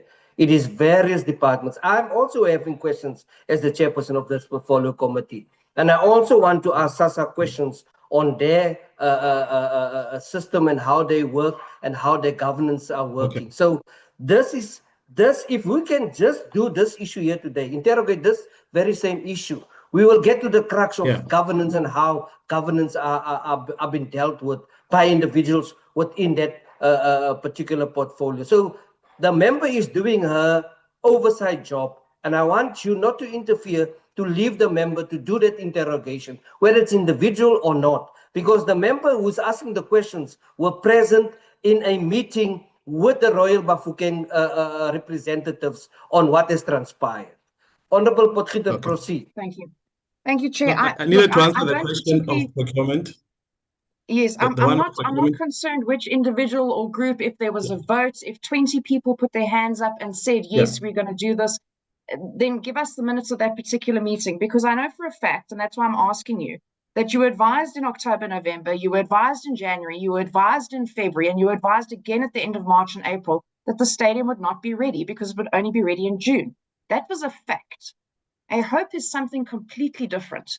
So what I'm really trying to get out of this is who approved and kept pushing this issue, and secondly, what details can you give us on the procurement of the audio equipment, because that seems to now have gone into a completely separate tender that the province was then going to undertake under one of their officials, and that for me is concerning in itself. So that's the procurement question. Thank you. All right. No, thanks, Chair. Even before November, I think the stadium has been in renovation for some time prior to even November. So when an identification to go there was done, it was necessary for the team to go do a proper inspection of whether this will be suitable and that there's availability indeed for that. So hence those meetings that I spoke about earlier. But specific to the issue of the sound procurement, in all our events, when we do all the events, there is a PA system that we procure for the various fields because it forms part of the call out room. It forms part to some extent of the entertainment provided to learners during the participation there. So that sound is not something we are not going to purchase for installation. Sorry, just to interrupt you. So I just want to know, were you going to procure this in addition, and how much was that going to cost? Or no, it was not you in had the it already because it was something that you were utilizing everywhere else? It was there in the event specification. We always have sound procured for all our events. So it was not going to be an addition. Okay. Chairperson, can I ask, because I want to move on quickly just to the sports, the athletics presentation that was given as well, because it's very clear to me that there are several issues here. There is a very good indication, and I think that if an investigation was done into this, that it would prove that the Royal Bafokeng Stadium Management advised on several occasions from as early on as October, November, that the stadium was not going to be ready for June. I'm not sure what a hope does to anyone, but it really doesn't make a stadium available. An occupancy certificate cannot be issued just because people would like it to be. And I do think we need to know who is accountable for trying to push this issue besides the fact. The second part is that if we can have a full reconciliation, and I would agree with Honourable Moletsane by the end of this meeting, because this should be readily available, but a full reconciliation of not only the 3.5 million that was essentially lost by the provinces, but the total cost between the old and the new venue. So what was the entire exercise in totality? I'd also like to understand from that reconciliation is why the bookings produce no cancellation. Normally there's a cancellation policy. So if you don't utilize the venue, then you get a certain percentage back. It's the same as if you book a flight ticket, you'll get maybe 70% of what you spent back. So I'd like to understand in relation to what was spent, what was recovered on those bookings. It cannot simply be that money was just paid and the facilities were never used. So if we can, Chairperson, get a full reconciliation on that before I move on to just the sports issue. Through you, Chairperson. Chair. Okay. Ms. Mogale? Thank you, Chairperson. I was saying the Royal Bafokeng has not been paid. So we did not have to recoup any money from them. We only paid to the stadium I'm when not we had to talking use about it. the Royal Bafokeng. I'm talking about the 3.5 million rand lost from the provinces and the money that was paid for the event to be held at a different stadium.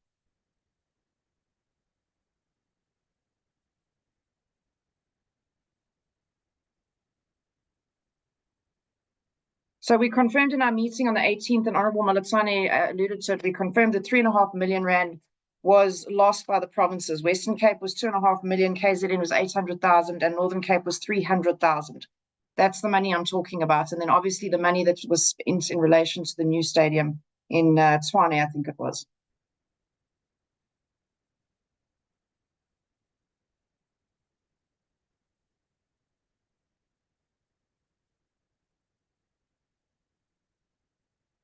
Through you, Chairperson. Yes, please. I'm worried the responses is very slow. We are going to reinvest the provinces that has experienced the financial loss. Thank you. Thank you. Chair, yeah, there's a serious governance weakness here. I'm sorry, but this would not fly in any organization. I kind of feel that this keeps getting glossed over every meeting that we have, but this is a serious issue. And I don't think that the answers that we're getting are sufficient. I honestly don't. To say, well, we put a process in place, or we've done this, or there was nothing we could do. We're an oversight committee. We deal with facts. Money, people who are responsible, timelines, etc. I don't think the responses are okay.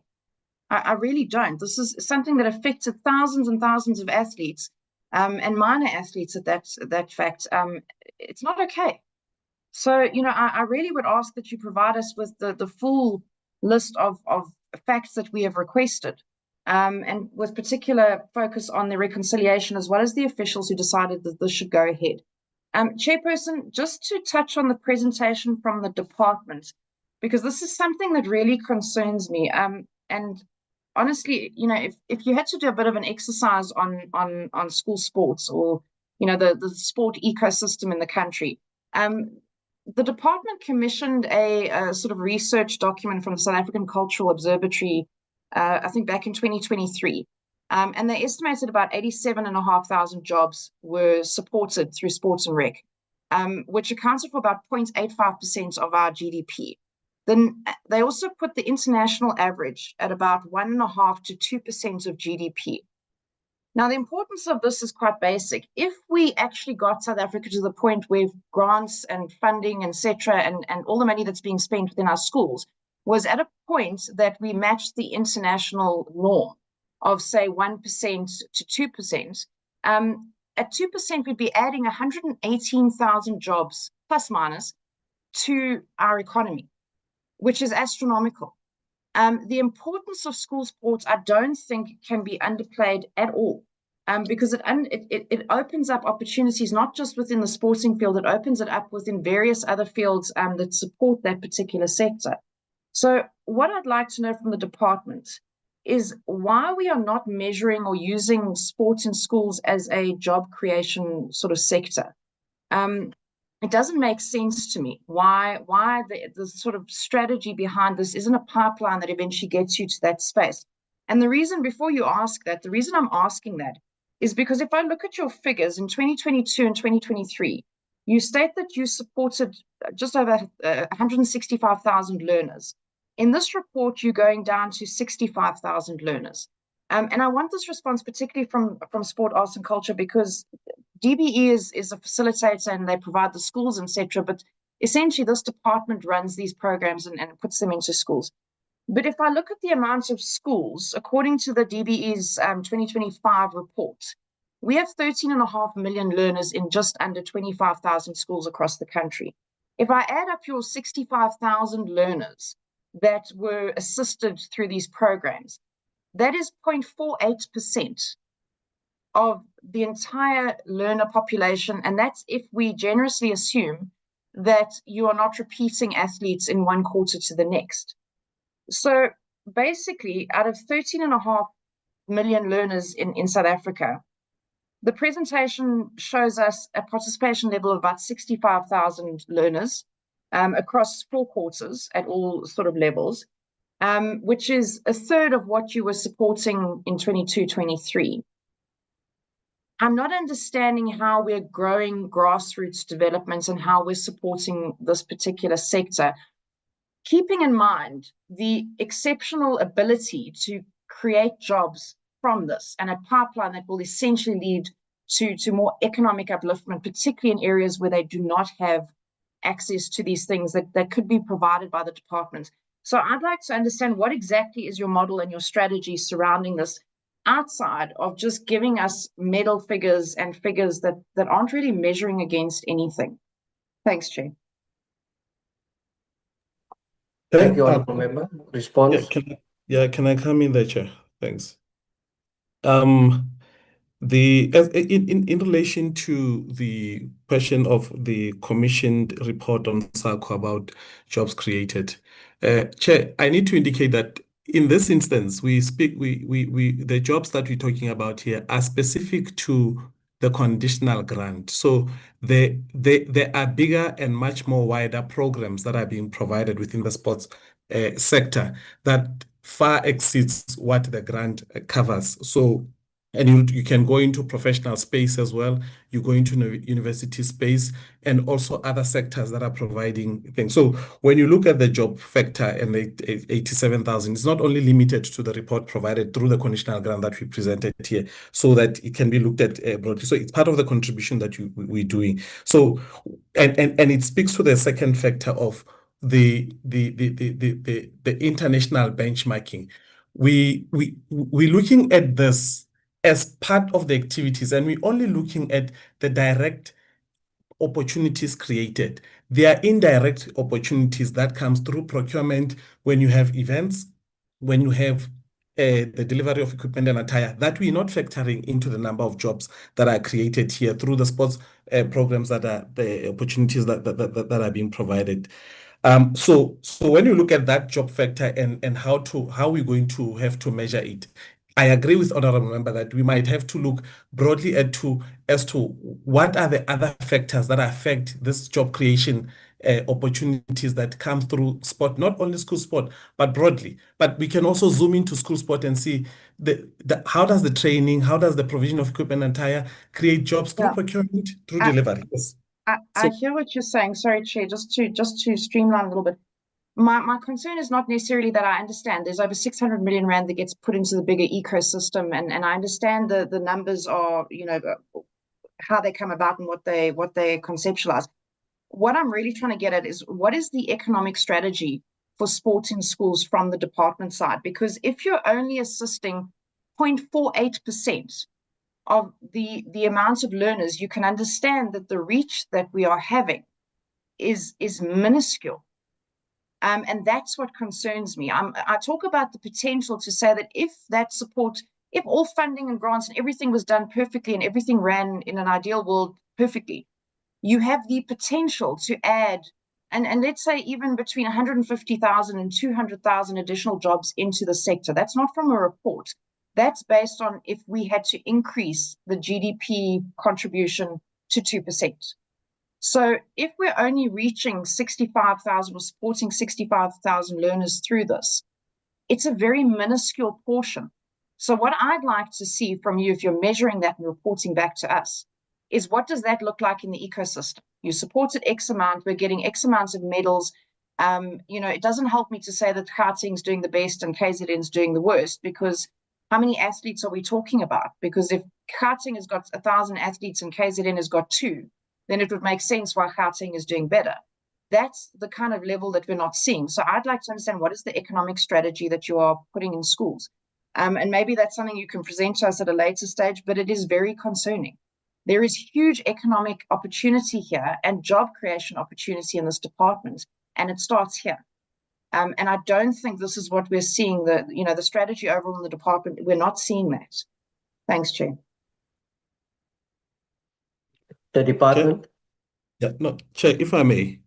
In the presentation, and I want to start with the issue of the 65,000 vis-a-vis the previous one. you'd notice that our strategy has moved from counting the numbers of learners in particular in all our indicators, which used to happen back then in 2023, 2023, 2024, which was the last year, when we were reporting the number of learners participating to number of programs that we provide.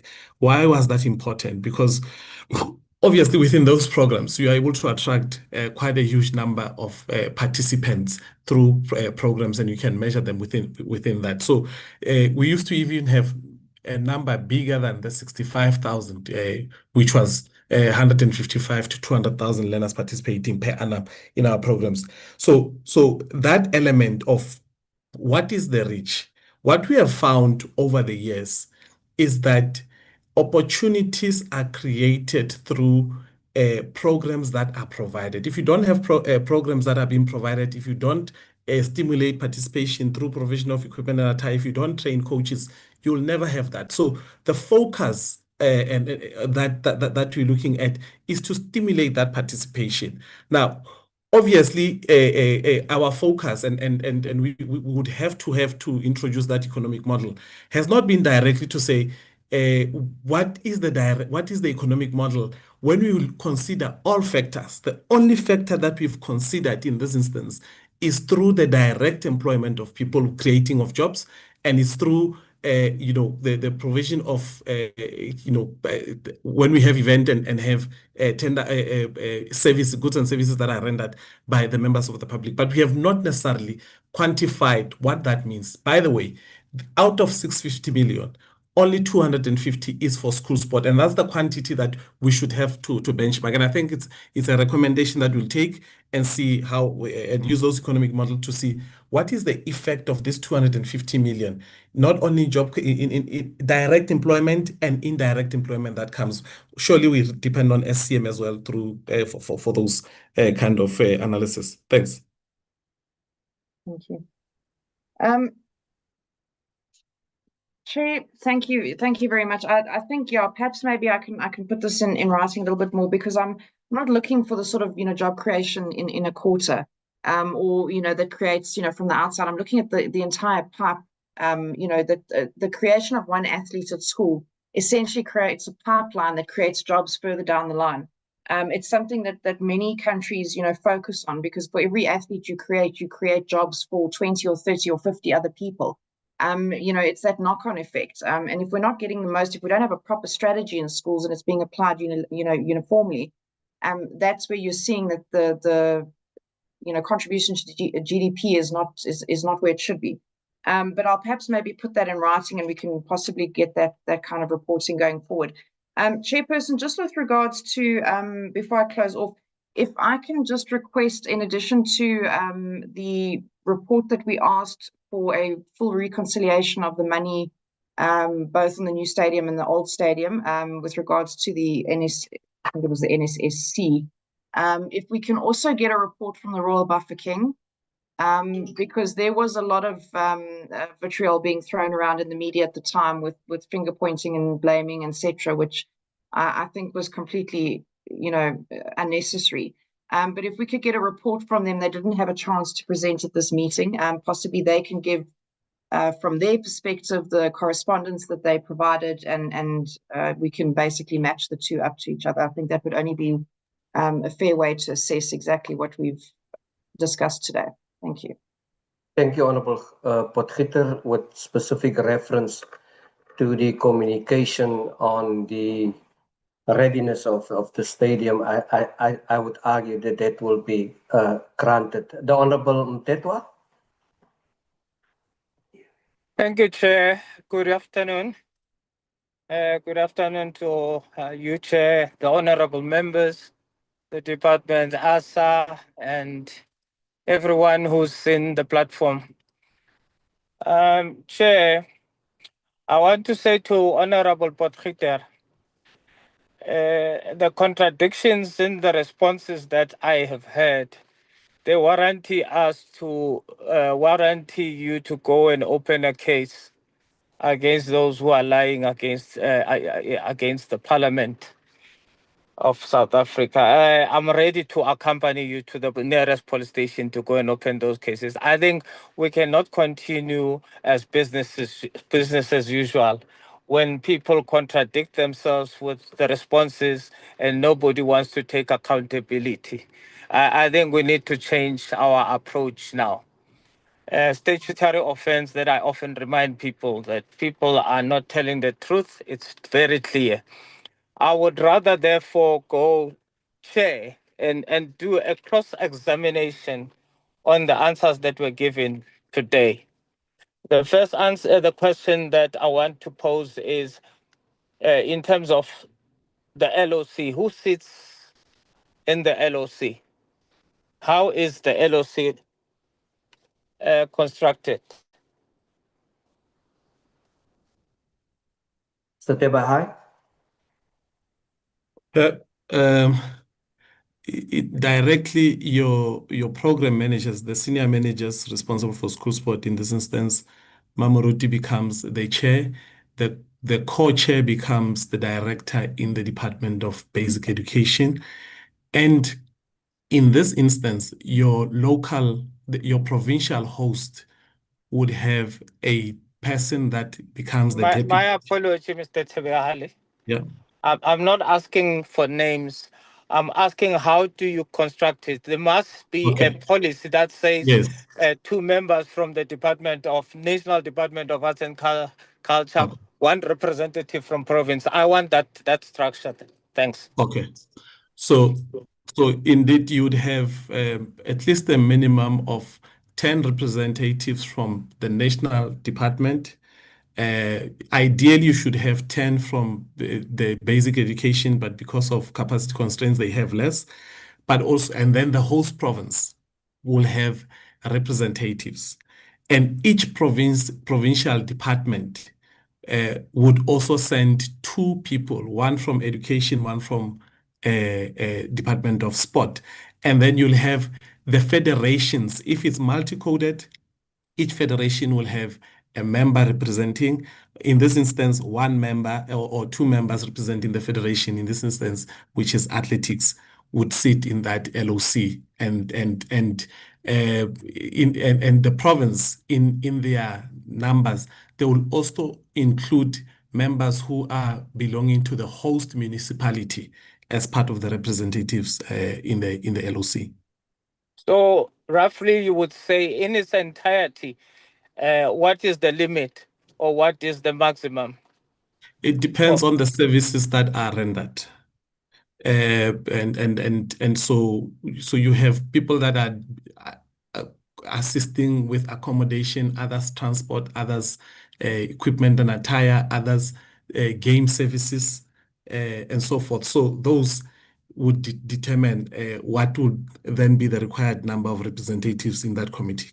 So are you saying the document that speaks to LOC has unlimited number? No. It doesn't say this is the ultimate number that should constitute the LOC. It just says whenever you feel like adding whatever services, then you must add those people. No, Mr. Honorable Mtetwa, at most we'll have up to 50 people that are assisting, but we don't have to go to 50. For this purpose, let's say 50 people. Yeah. 50 people sat and decided. They are the decision makers in this process. Okay. When was the stadium selected? The stadium that was selected as the stadium to hold this particular event. I think, yeah, as I indicated, the dates are sometime between August and November. I'm not sure what is the actual date, but in those meetings that were held between that period, an advice was given by SASA, the school's athletics, that we would want to go to Rustenburg. Okay, and what were the bases given that we want to go to Rustenburg? What was the reason? May I leave that to SASA to decide why they would advise that? Can I invite them to respond? Yes, please. Yeah.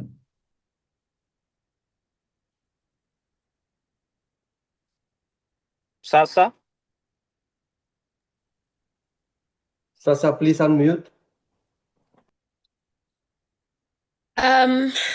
Yvonne again. We have two meetings that we consult the whole Council of South African Schools Athletics. So the first one is in June, and the final decision where it was confirmed that SASA will be the championship will be awarded to Northwest Province, and the province then decide on the venue. Okay, wait, ma'am. Wait, ma'am. Oh, this is a process that selects the province, regardless whether there's a stadium that is compliant with the standards that are required or not. You just choose the province, and the province will decide where it takes it.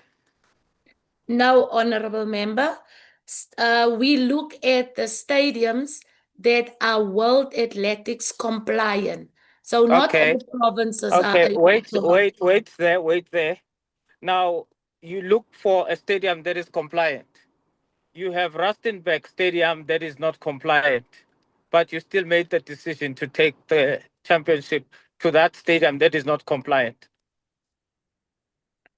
At the time of the meeting held, Northwest was identified. They have two stadiums, which is in Port MacArthur and Royal Bafokeng. And then the province, with its stakeholders, meet, come back, and they then pronounce which stadium will be utilized. In this case, Mtetwa, my apologies, Yvonne. Okay, Chair. Honorable Mtetwa, you're quite on track with your interrogation now. We must remember, and you talk about lying to Parliament. The Honorable Potgieter have requested correspondence from the Royal Bafokeng. Those correspondence we need to receive as a committee. There is correspondence, and I want to emphasize, corresponding that the stadium is not compliant. In line with your questions, I would really request individuals or those speaking on behalf of their organizations, please be frank, crisp, and honest in your response. Because as you indicated and asked about correspondence, there are correspondence.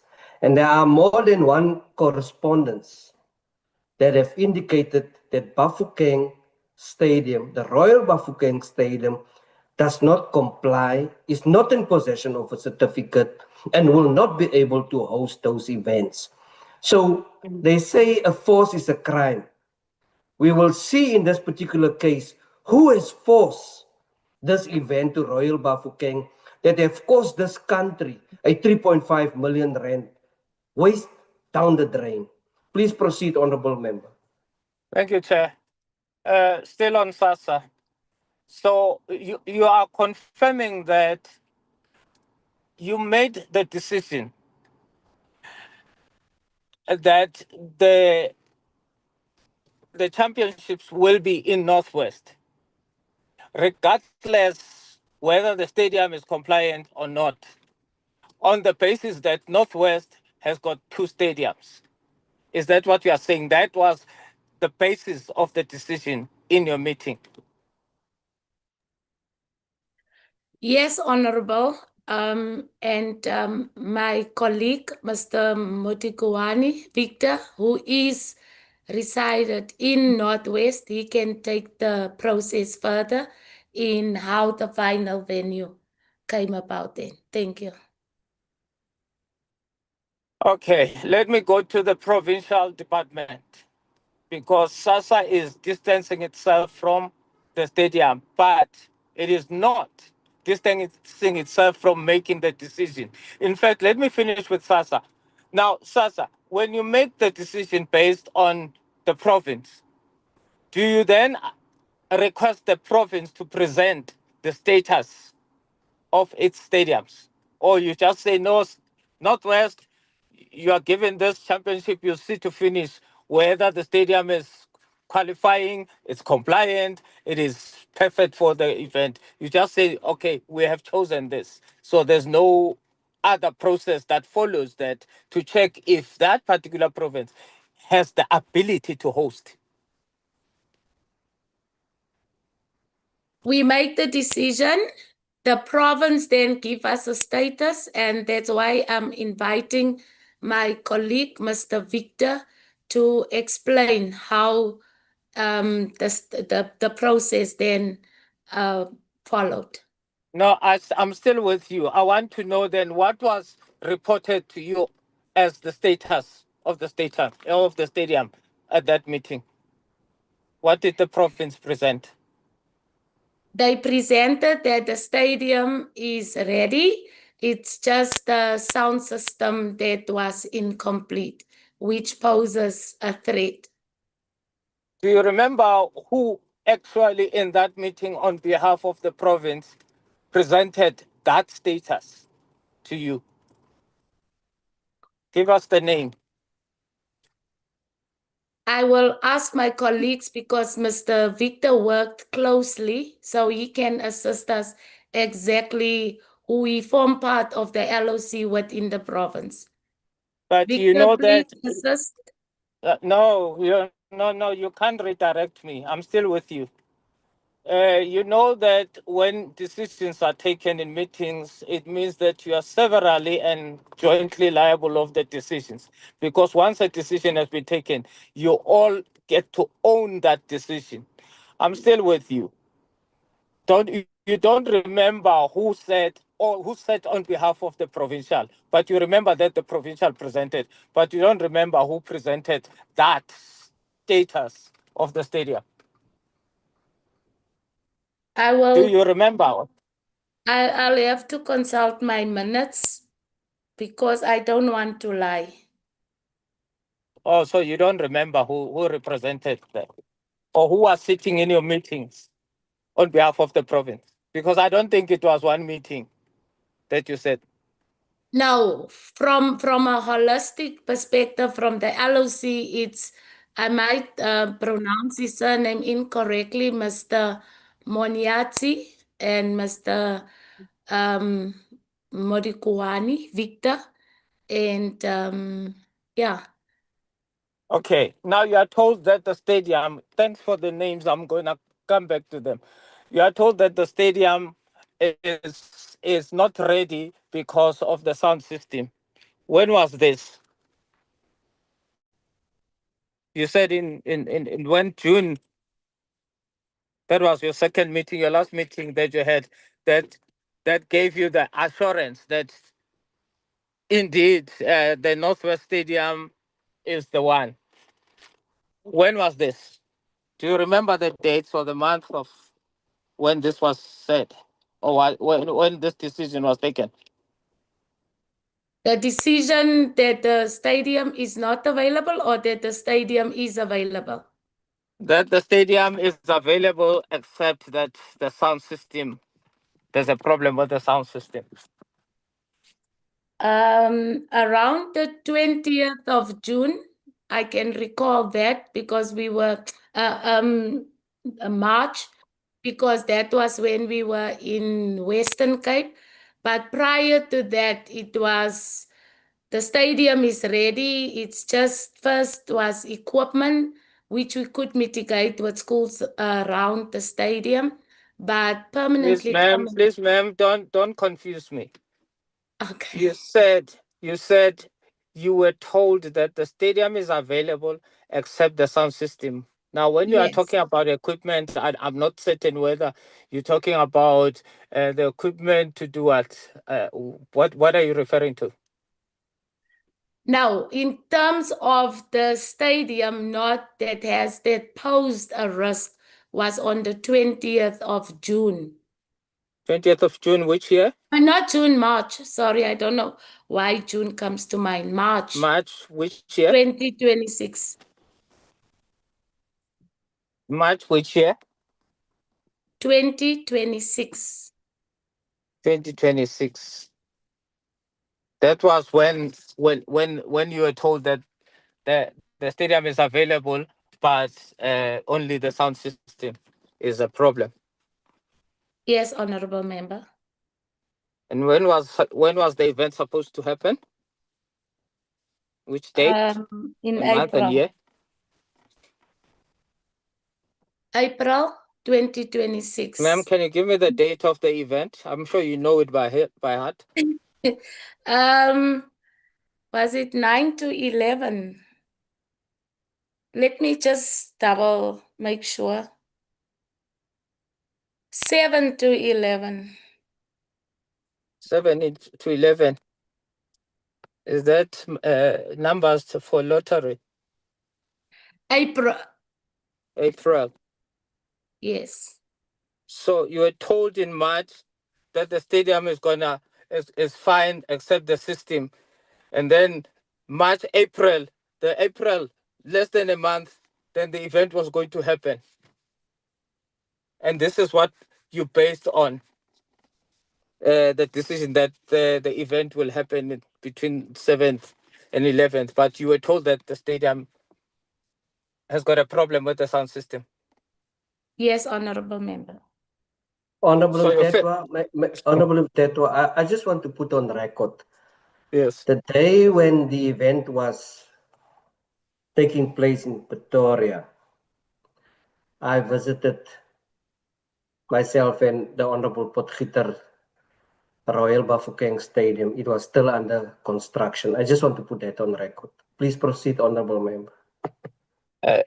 You would remember, Chair, that when I started, I said it's cross-examination. I'm not doing my questions normally that I would do. Here, I'm cross-examining the truth because no one can tell in his sober mind or that you have a stadium that is said to be fine in March, and you're expecting that stadium to be ready for the 7th, less than a month. Okay. So it was the sound system. Now I want to find out from SASA. I'm still on SASA. What were the commitments given by who that the stadium by the 7th will be 100% complete? Oh, perfect. The sound system, not any other thing. SASA, please. We had meetings, and in the meeting that we had at in Northwest, the issue of the challenge with the stadium was communicated, but we were assured that the service provider is dealing with the matter, and they are trying to mitigate in that. Please So there was clarify a service physical provider meeting. for what? Can you please clarify service provider for what? For the sound system? Not only sound system, I think DSEC can give us more, but there's a service provider appointed to assist and support with the execution of tasks during I want you to give us the facts so Yes. that if others are giving us what is incorrect or not giving us facts, then it can be clear. You are part of the committee, so you must have known everything that is happening around the organization of this particular event. What is it that was still being sorted from service providers? Maybe In I terms of must explain. remember, we're still dealing with the stadium. I'm not talking about soccer balls, whatever that you need for the event, or the whatever that you may need for the event. I'm talking about the stadium alone, the readiness of the stadium. That's what we are still dealing with. When did you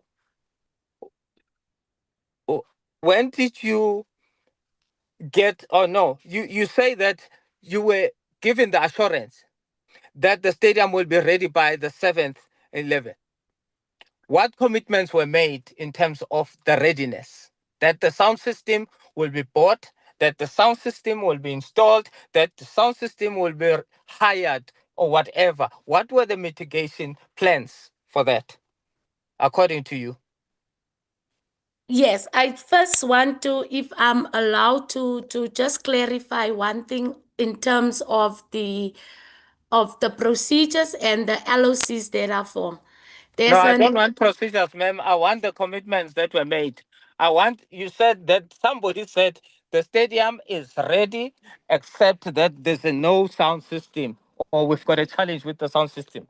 Now, there must therefore be commitments made to say that because the sound system is not there, but we are accepting the responsibility of hosting, we are going to rent or hire a sound system, or we're in the process of installing the new system, or we're in the process of repairing the old system. What were the commitments given to you, ma'am, that made you assured that this event should be in that stadium? As we had a That gave you meeting, that comfort to say that it is indeed going to be in the stadium. What assurance? What commitments?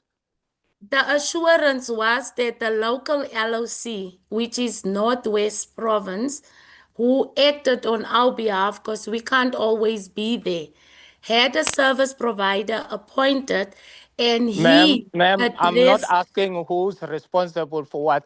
I'm saying what were the commitments. You are told, you are in the meeting, you are told Yes, that the stadium is fine, it's super, it's compliant. But the only thing that is going to be a challenge is the sound system. yes. What is then the follow-up commitment that is made in view of the sound system that makes you to be comfortable to say, definitely we are going with the stadium? That the service provider is able to give a sound system which can mitigate the risk that was posed in terms of an incomplete sound system at the stadium. Who gave you that assurance? The service provider made a presentation No, the in service the meeting. provider was not in the meeting. He There's a was in the department. meeting with Oh, the oh, department. oh! You had already procured service providers. So you have in this Not meeting. SASA. The Wait, service wait, provider wait, was wait, ma'am. introduced. Wait, ma'am. You are in Yes. this meeting that must decide which province must host. And then in the meeting, you already have the service provider ready. Is that what you are saying to me? That you have a service provider who's ready to provide sound system because he knew or she knew beforehand that Northwest will be given this project and therefore I will have to provide services. Is that what you are saying to us? In our LOC meeting, there was a service provider that has been appointed. So as service provider for what? General dealer that provides anything that Now, can who come up. provide the needs of the championship, which is ones under catering, medical, security, etc. So Payment of the you stadium. see, there's no transparency. You are involved in a government initiative that involves public funds, but you already have service providers sitting in the meeting that decides who is going to be hosting. No, Is no, that not the saying that hosting. you The had host, procured service providers before even the meeting that decided where? And where no, was this service provider coming from? no. From South Africa. Maybe In on the case they say 14th. no KZN, then no, this service provider will be able to deliver the services in KZN. No, that Is that was what you are saying to us? no. On the 14th of November 2025, there is where Can you SASA answer, please? council meeting determined where as I said, we have a 5-year plan. So on the 14th of November 2025, it's when the Council of SASA decided upon and authorized or give the thumbs up that Northwest will be the host for 2026. When I make reference of the service provider was in the meetings that has been communicated. So some were virtual. So when I spoke, it was the physical meeting. Ma'am, be careful. Yes, Be Honorable. careful. There's logic that must apply here.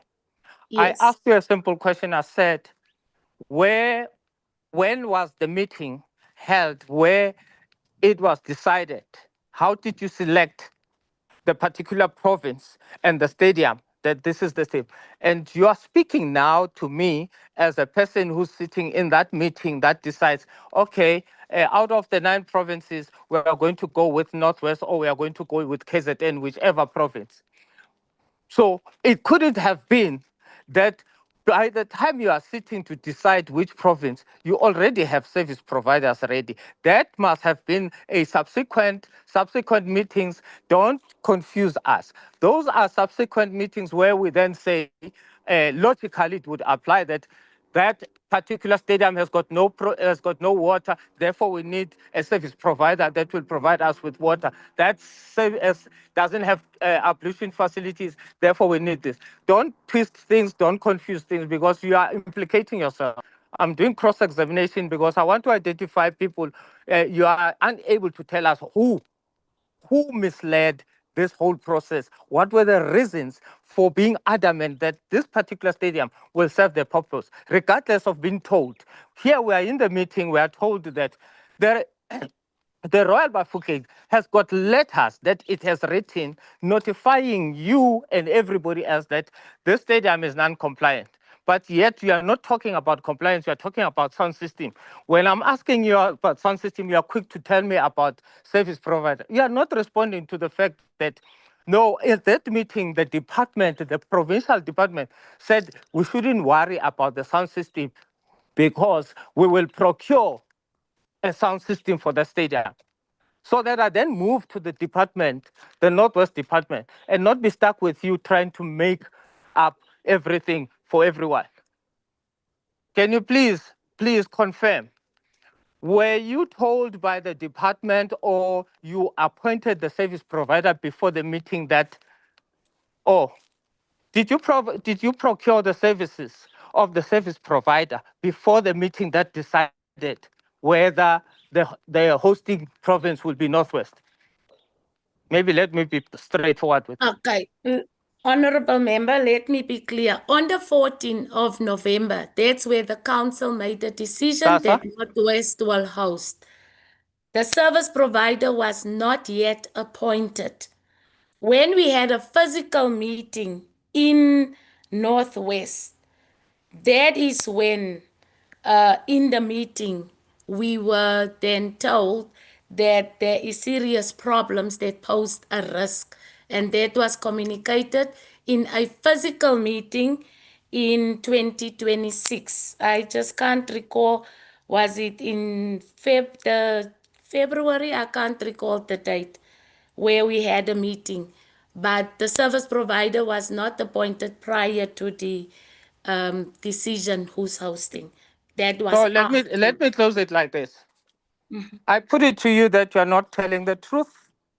You are beating about the bush. You are jiggling with this whole issue.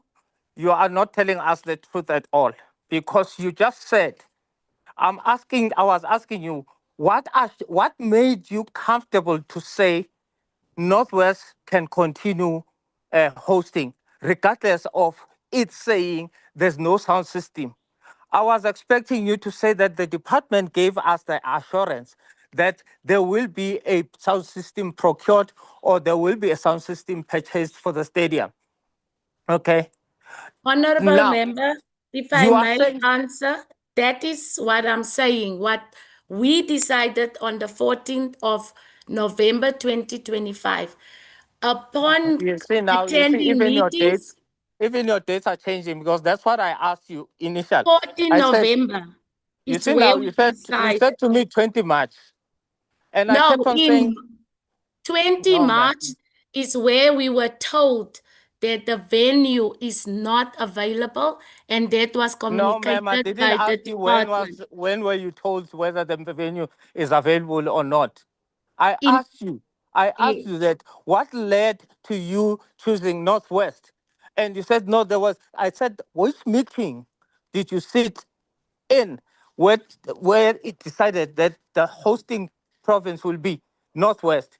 And I then asked you, regardless of the Northwest saying we have the stadium available, but the challenge is the sound system. That was the first meeting that decided. I'm talking about that first meeting. Now you said 20th, and I kept on saying, imagine you are given this assurance the 20th of March. Now you are changing. And then on the 7th of April to the 11th, then the event will be hosted. Now you are changing. You are saying you were told that the the venue won't be available. Yet you were saying, no, please, thank you very much. I rest my Honorable case on your member, side. may No. You I cannot. You just cannot. clear the dates? 14 No. November, we Ms. Kau, decided Ms. Kau, upon. Ms. Ma'am, can Kau, you stop? can Okay, you thank leave the you. member to ask the Apologies. question and speak, finish before you Apologies. interrupt? Apologies. I'm done with you. If you want to listen to the recording of this so that you hear what you said, so that when we deal with you, we deal with you knowing that this is what you said. You know, Yes. I often say this, that listening is a skill. When you come before the portfolio committee, you must come with the truth, because the truth will never change, you'll never forget. But if you keep on trying to juggle around the truth and lies, you are not going to be able to be consistent. But I'm done with you. Let me come to the department, Northwest. Who's here from Northwest who was sitting in that meeting that decided to give Northwest the hosting province? Honorable Mtetwa, I'm not sure that a Northwest representative is present because they're currently busy at Sun City with the arrangements for the awards, sports awards. Maybe you can pose that question to the Department of Sports, Arts and Culture, because there was sound synergy and, cooperation with both departments from that side and the national department. Okay. Let me take it this way with the department. I want the DG to give us the process of accountability as the department. You have LOC that is sitting, taking decisions as an probably implementing arm or decision-making arm. And then you have SASA that does whatever that it does. What are the periods or periodicals that you would then accept that the reports that we're getting are up to date? When do you get to say, hey, no, there's something wrong that is happening here? We need to have point B, because there's also contingency. There must be contingency. You are told in November the stadium is Northwest, and then when do you begin to realize that there's a problem with this? Can you please explain or paint us a picture of accountability? You have this important project, okay? This important project, you have put in place teams, management, coordinators, whatever, and then you say, okay, go and deal with the preparations. When do you have meetings? When do you expect SASA to come and report to you, or LOC to come and report to you, or the provincial department to report and say we are all up to speed? DC, as the accounting officer, the ultimate. No, thanks, Chairperson. The issue of managing a project, and this project in particular, would be driven mainly by the branch itself. So if there are challenges, then they would be brought to my attention if it's a kind of a challenge that needs my intervention. However, at the inception, when they start and they have planned, they will come and report. No, TC. I'm not asking what people would do. I'm saying you as the department, you have a structured process that says it is a year before the event or 6 months before the event. Here are the planned meetings that we must have for reporting. We need weekly reports from LOC or SASA. We need quarterly reports from the department and what we need this what structured way that you have put in place, especially for this project. When you first knew that you must host this particular event, what do you put in place? How do you monitor? Not what people would do voluntarily on their own, but I want you where you say, I have given you the marching orders. It is January now or November now. By December, because there's this disruption of holidays, by 30th of December, we must convene, or by 1st of January, we must convene. And the following that, we need the report on technical readiness. We need 2 weeks, 3 weeks later, we need a report on the budget. How are we keeping with the budget?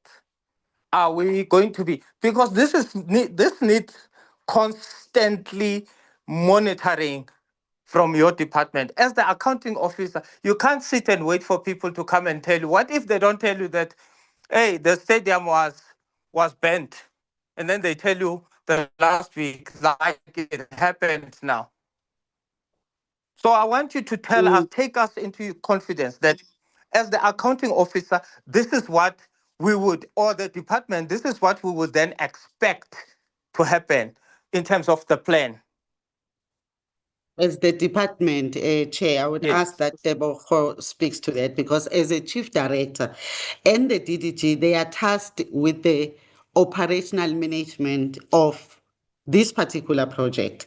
So before they commence, before they do anything, they would bring us as the executive management a full presentation, and they would do that about 4 or 5 months before. I can't remember offhand when this one was brought, but they would do that with all, especially the school sport championships. And then they will then be doing the daily monitoring. I think, as he said earlier on, they will have a director who sits and chairs these particular committee meetings. Who DG, would I don't then, want you to think that I'm disrespecting you.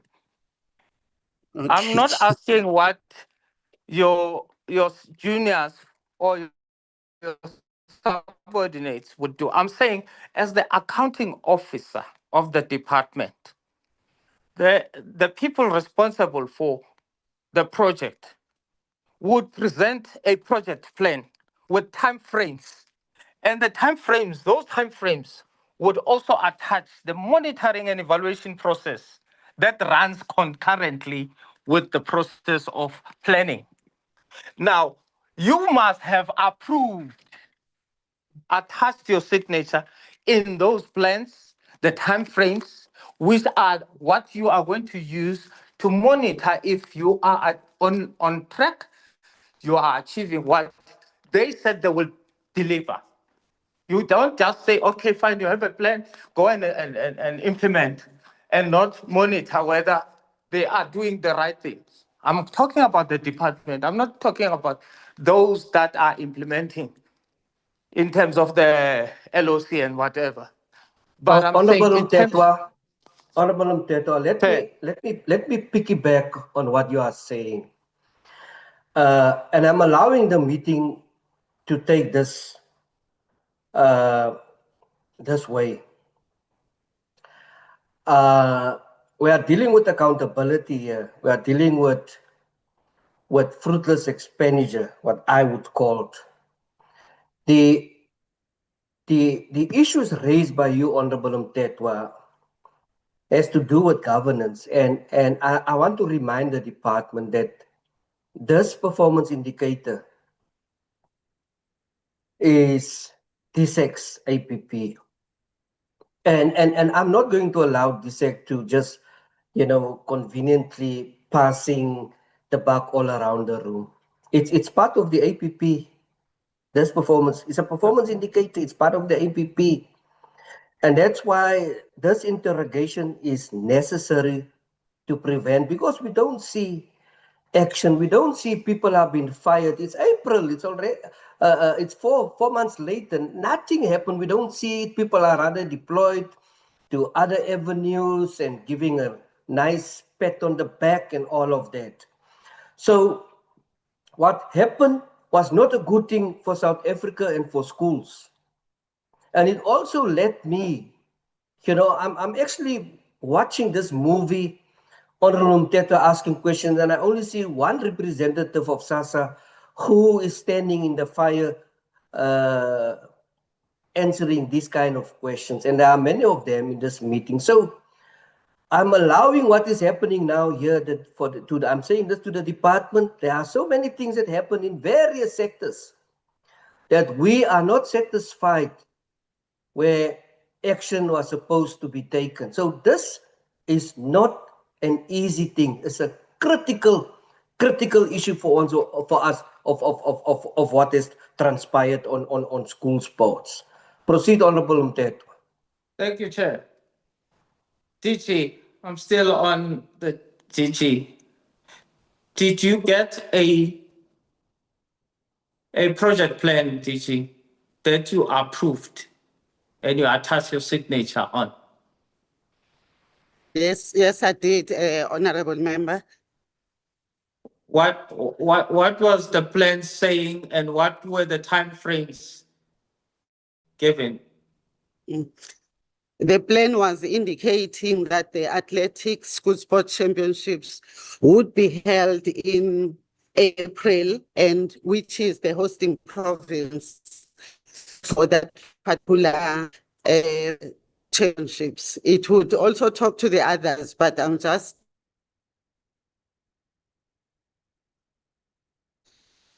the letter that I would sign that then goes to that hosting province, informing the accounting officer in that particular province, which I would sign as well.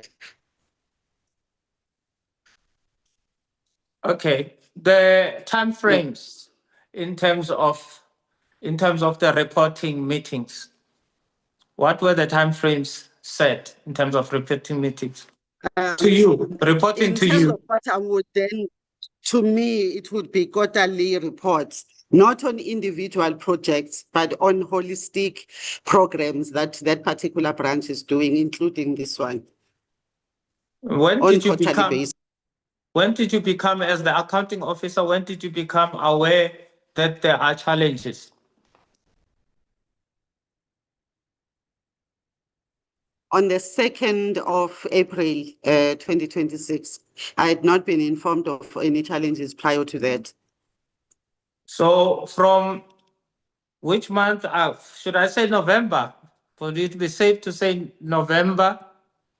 Oh, let me ask this question. When did you get to know that there is this event that you're supposed to host? The championships, Chair, they were part of the report that came to me, the project plan you were talking about that I signed off. I do not have a date. I would have to check the date, but it was done 3 or 4 months ago before the event happens. So and then the letter. Before the plan, the project plan, as a department, you didn't have any idea whatsoever that this year we're supposed to host the championships. No, we did, Chair. That's what I'm saying. We would see, they would submit a report to me or No, a I'm project not talking plan. about reports, DG. No, I'm project plan, Chair. I'm saying as A- a department, first and foremost, let me simplify it.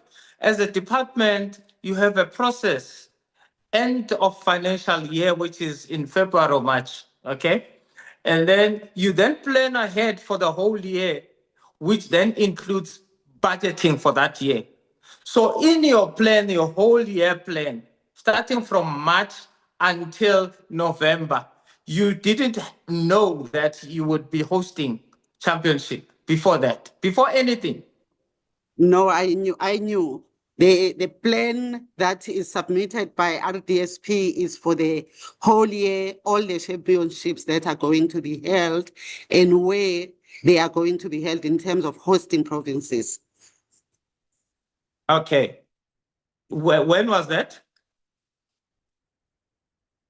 No, I don't When- have a date, honorable Yeah, no, you member. I can would do have, an but I get it estimation. in advance.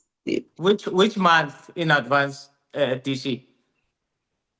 Oh, Chair, no, I would not be able to say the specific date, but as I'm saying, even for this year, they have already given me that plan of the championship. So they would do it as the year commences. I can't be specific in terms of the date. As the financial year commences. As the financial year commences, that's Yes, correct. because you must budget for it. You must put it as one of the things that you must budget for, isn't it? Yes, honorable member, as the financial year commences. So let's say, for argument's sake, you got to know about it in March, April 2025 or 2026.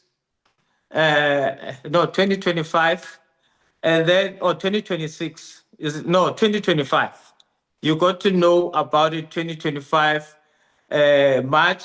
So March, April, May, June, July, August, September, October, November. Nothing is done until November, when there is now a specific project plan that lands on your table. Is that what you are saying to us?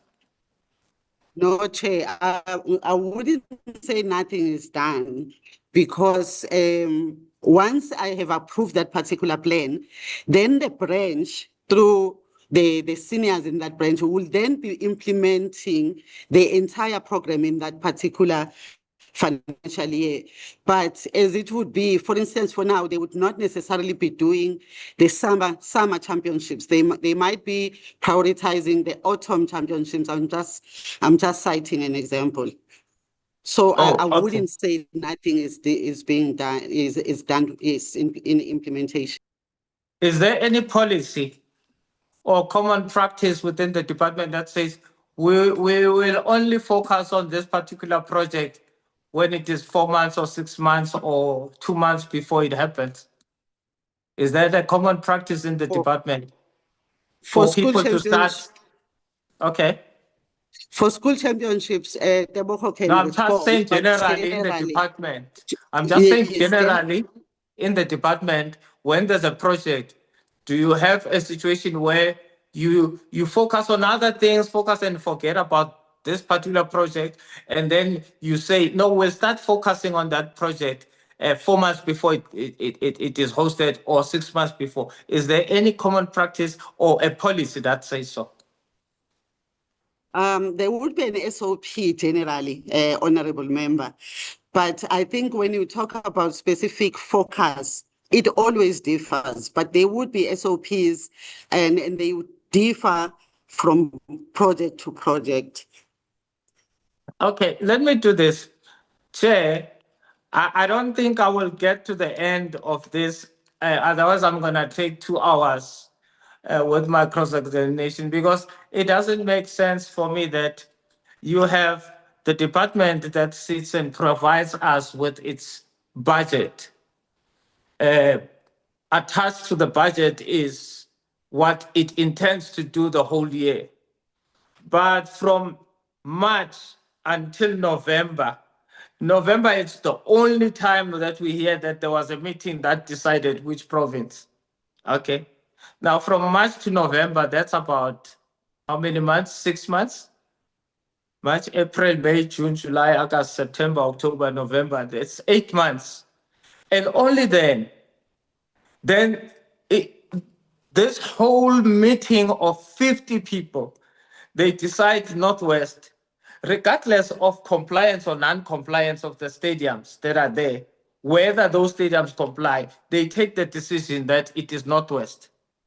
There's no one who's responding to the fact that when this was announced as the provincial, Northwest as the province that is hosting, there were commitments made, and nobody at the department would say, when we heard that the stadium has got no sound system, this is what we then planned as a mitigating factor or a contingency. Okay? As a contingency plan that we have. And only in March, when they are told that there's no spend, that's where everybody runs like a headless chicken.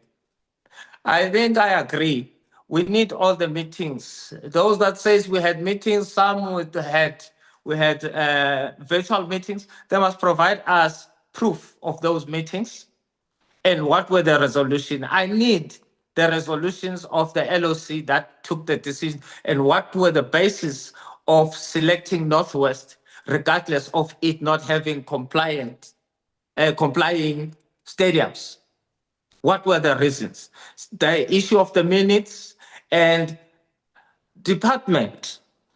The accountability starts from up in the department, going down. The department must be able to hold the provincial department accountable. Nobody in this meeting can say who misled this particular decision to be taken that Northwest is. They're not here. They always run to the summer awards and all these awards. But with things that change people's lives, they are nowhere to be found. And then that provincial must then hold whoever. I think here, I was trying to get the list of the people that must truly account to us, Chair. But I am failing to do so, and also considering the time, I will then send my further questions in writing, Chair. Thank you, Chair. No, thank you so much, Honorable Mtetwa. And like you said, we only busy with one department or one sector. And I want to say, while we also appreciate the joint statement or presentation, it is important for us to see the commitment, a visible commitment in this particular case of Department of Education, because we're talking about school sports, isn't it? So we want to see that commitment. We want to make that, see where those contributions of the other departments. I think that is important for us. And now call upon the Honorable Mataung.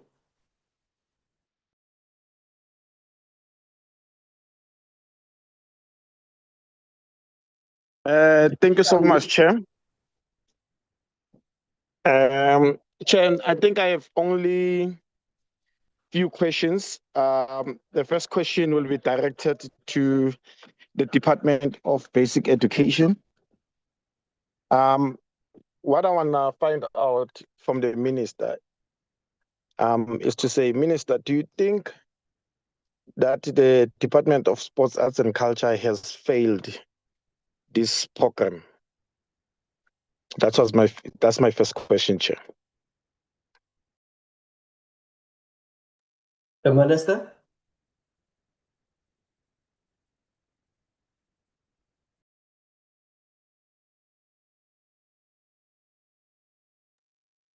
Minister Khwaruba still in this meeting?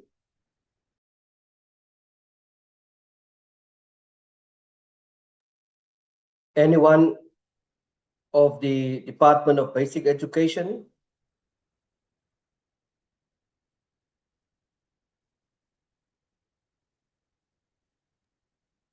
Is the Minister still in this meeting, Portfolio Secretary? Yes, Mr. Chairperson, according to the list of participants, she is on the platform. Can the Minister perhaps just unmute? Or is the Minister's computer also frozen?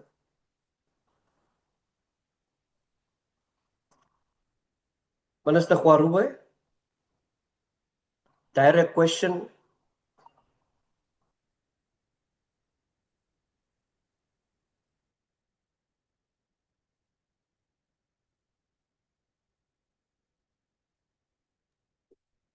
The Chairperson?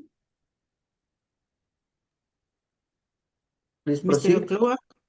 Yes, the DG of Basic Education, I think, is also on the platform, Chair. DG, is the Minister present? Is there any apology of the Minister? No, thank you, Honorable Chair and Honorable Members. Both the Minister, Deputy Minister, and myself are in the meeting. But maybe to respond directly, it's extremely difficult, Chair. Now, if the Minister is in the meeting, the question was directed to the Minister. Okay, okay. Please unmute, Minister. I can see. I can see your hand, Minister Kwarube. Please unmute and proceed. Hello, thank you. Good evening, Chairperson and members of Parliament. Chairperson, I mean, I think if you would allow me to say this, and I think I said this in my opening remarks, that I think what is really important for us, I think, as the DBE, is to really just say what lessons have been learned from this, this instance and what has happened. And more than saying who did what and who's to blame, the issue at hand is, are we making sure that the two departments are working well together to make sure that school sport is conducive to our learners in our schools? And so, Chair, if you were to allow me to say, I think both departments have learned a great deal from what has happened, which has been a logistical nightmare. And I think members have really expressed their frustration here today to say that, there are a number of things that could have been done and that could have been done well. And so I think both departments walk away from this having learnt what are the safeguards, what do we need to do to make sure that this never happens again. Also, how do we make sure that... Thank you. Thank you so much, Minister. But my question is now that I'm going to pose again. So do you think both departments, you guys failed the learners? Look, I mean, I think Honorable Mutaung, the truth of the matter is this, the logistical difficulties that DSAC faced had a profound impact on not only just the learners, but also the schools that were impacted. And of course, they had financial implications. All I'm saying is that what I'm trying to do here is, Honorable Mtaung, I'm trying to be constructive because it doesn't help members. I don't think it helps any of us to lay blame on one department to another. Minister, I don't think it helps. No, Minister, no. We're not saying we're taking blame to whoever. One person needs to be accountable. There's a department that needs to be accountable. If it's your department that needs to be accountable in terms of taking learners to Rustenburg and knowingly that everything that was supposed to be in place, it wasn't finalized, that means you need to take a blame and say, I, as a department, yes, we need to take a blame based on this and this and this. So now we are not here to safeguard any department. But my question was directed straightforward to say, do you believe, or do you see that the Department of Sports, Arts and Culture has failed you? If it's yes, it will be yes. If it's no, let it be a no. Because of the way now you're trying to justify things, then it will have more implications whereby I need to ask you certain other questions. No, I hear you, honorable member. And all that I'm trying to do here, and I'm not trying to obfuscate responsibility, but all that I'm saying is that these two departments have to work together, even beyond today, even beyond the incident that has happened around the event itself. And so for me, I think as a leader, I have to be incredibly responsible to say that we've learned lessons. Both departments have learned lessons, and we walk away having learned what needs to be done. And I think even the DBE, in as much as we were not responsible for booking the venue, we were not responsible for ensuring that the venue was ready. We were responsible for ensuring that the learners arrived there and obviously ready to compete. But at the same time, now I think we walk away as the DBE understanding that before we entrust an entire department with just a function, we ourselves need to do our due diligence to say, have you checked this? Have you checked the permissions? Have you checked the availability? Have you done this as a department? And so I'm sorry that I can't give you a simplistic answer that says, I think DSAC is to blame, because I don't think it's helpful. I think Okay, as now I think as both departments, there are lessons that we have learned. Yes. It's okay, Minister. I've been answered. Now, my second question will go to DSAC. Thanks, sir. Dr. Khumalo and the team, do you think you guys are fit enough to handle the Department of Sports, Arts and Culture? And I think you'll understand why I'm asking this, because of ever since you come to the portfolio committee, there's a lot of mistakes whenever comes to oversight from the department itself. It's like you're just dishing out money and you forget about what is needed. So do you think you guys are fit enough in order to run this department? I can't talk about myself. Somebody else can judge whether I am fit. But I do think there are things that we need to seriously improve on. But in terms of the officials that are in the department, there are areas where there are weaknesses that I identified in terms of this particular project. But whether I am personally fit or not, I think that is somebody else who can be able to make that determination, Honorable Member. I'm going to go to Asa again. Same question. Asa, do you think you are fit enough to make sure that the learners participate in the athletes across the country?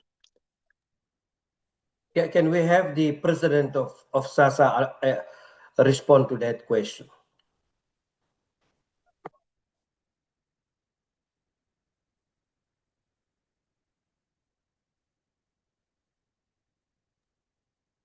The president of SASA?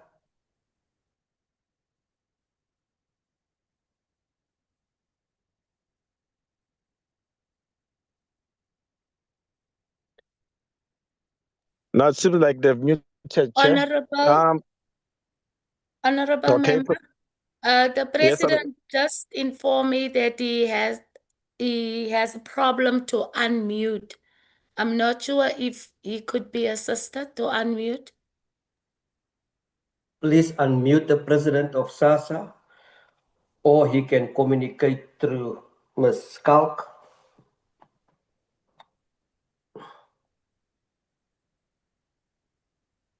Mr. Chairperson, we can't unmute him from our side. He has to unmute from his gadget. We'll come back to him. Proceed, Honorable Member. Okay, I think I'll do my last question, Chair. In all the departments, one, Chair, I think on Tuesday I spoke about the relationship between DSAG and the Department of Basic Education. And Minister Mackenzie said they've been into talks regarding the school programs to make it more sufficient for the learners. But through the whole program of today, then you can see, Chairperson, that there's no working relationship. So I just want to find out from the Minister of Basic Education and from Dr. Khumalo to say, how often has these two departments met? When Honorable Teto said this whole project started in November, and come April, there was nothing that happening until the last day whereby everything just went south. So now, I just want to find out the relationship between the two departments. Are they working together or they working in silos? Because we cannot have such things whereby we have to take kids from different provinces and take them to another province and find out that they won't be able to participate, and there's a lot of money that is missing at the present moment, and no one is here to account about the monies that went out. And that is so alarming, Chairperson. So it takes us back again, Chair, to say we really need to summon people. We really need to press charges to people that have signed out for these funds because they don't do any follow-ups. to say where's the money at, what happened to the money, all the track records. We really need to do that. So my question is based on two departments now to say, do you guys have a good working relationship whenever comes to sports in schools or athletes in schools, from both the Minister of Basic Education and the DG, because of Minister Mackenzie is not here? I thank you, Chairperson. Minister of Basic Education.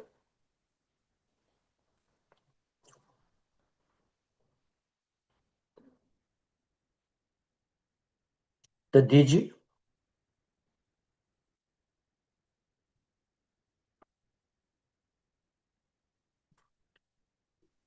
DT Khumalo, Chair, we have a, and I can talk about officials, Chair, and not ministers, and the relationships between ministers. We have, as far as I can see it, a good working relationship, Honorable Member, but it differs program to program. So in some of the programs, the way or the working arrangements are not that good. And we have recognized and identified that we need to improve. I don't know whether Honorable Member would recall, I did even say last time, to an extent, that we have now started an intervention that is led by both DDGs. DDG Whitley is in the meeting from DBE, and DDG Campbell. He also explained what they were doing to try and improve on the areas where we are lacking. So from program to program, you'll find that there are some areas where the working arrangements and processes are strong, but there are quite a number where we are not so strong, Honorable Member. The Minister.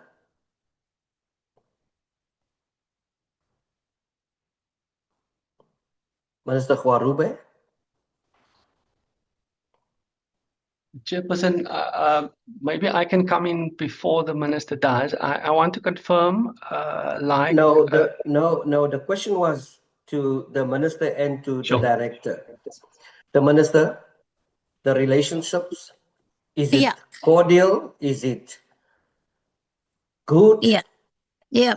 Thank you very much, Chair, and thank you to the members. Yes, I think, look, I mean, the Minister Mackenzie and I signed the MOU about 2 years ago, and the relationship is good, and I think the relationship between our officials is really good. Do I think that there's room for improvement? Of course, Chair. I think that there's room for improvement. We could be doing a lot more. We could be doing a lot more communicating between the two departments. But an insinuation that somehow we are working in silos, it wouldn't be correct. We are, particularly when it comes to school sport, because remember, Chair, the DBE, while school sport falls under us in terms of the fact that there are schools, there's sports happening in our schools, but we rely very heavily on DSAC for, resources, courts, and the like, and so we have no choice but to have a very good symbiotic relationship. But do I think that we could accelerate that work? I definitely think we can, and I think we could do a lot more to make sure that school sports shines a lot more than it currently does. And so it is my undertaking in this meeting that we will obviously very much try to do so. But Chair, if I can perhaps, because I'm speaking in very generalized terms, if I could perhaps hand over to the DDG, Dr. Whittle, just to speak to some of the key things that we are collaborating on, it would be really useful, I think, for the members to get a sense of where we are working together on and what are some of the interactions that we have together.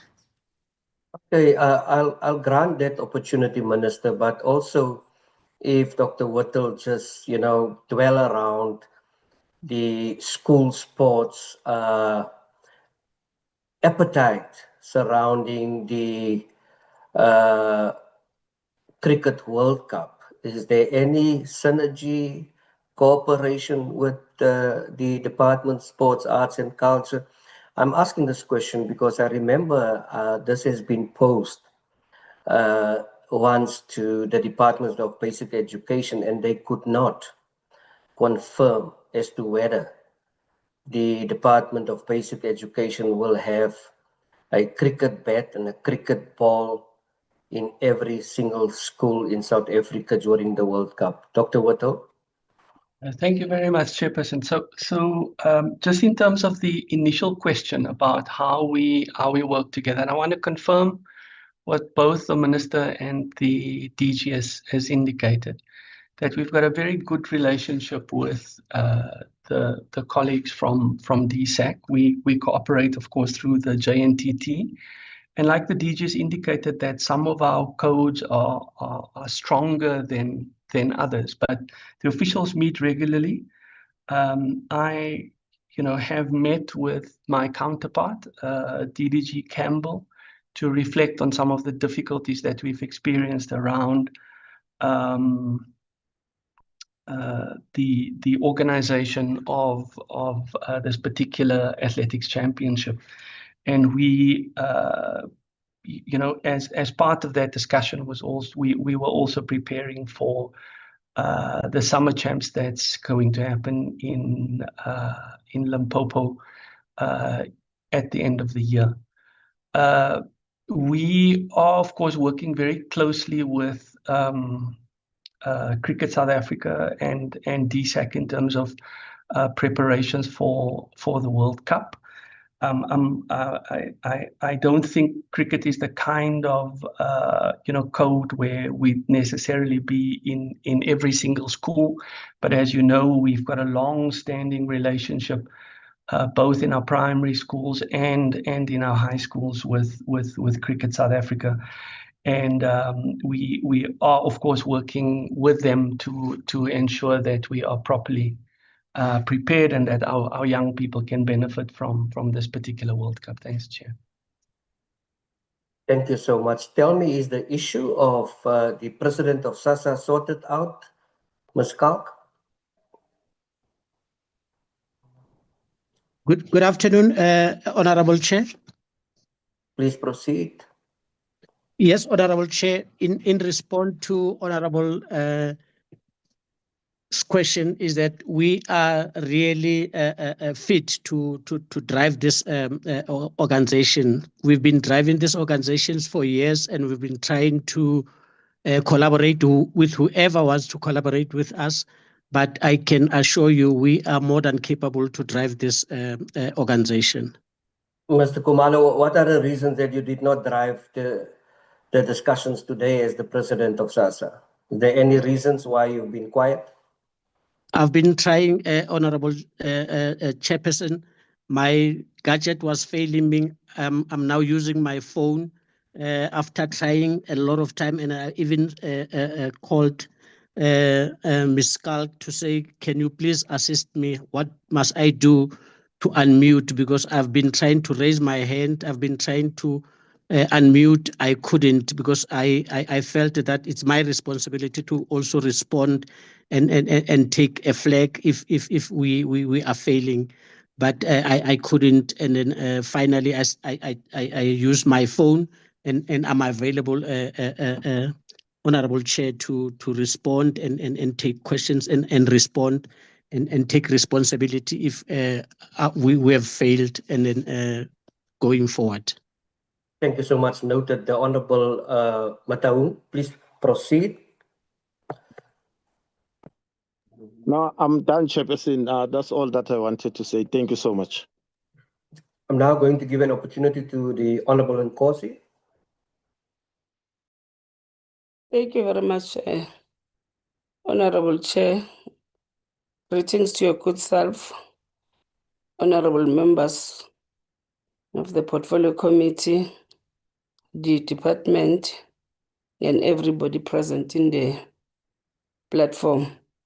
Chair, I think one must make a comment with regards to responses that you are getting here.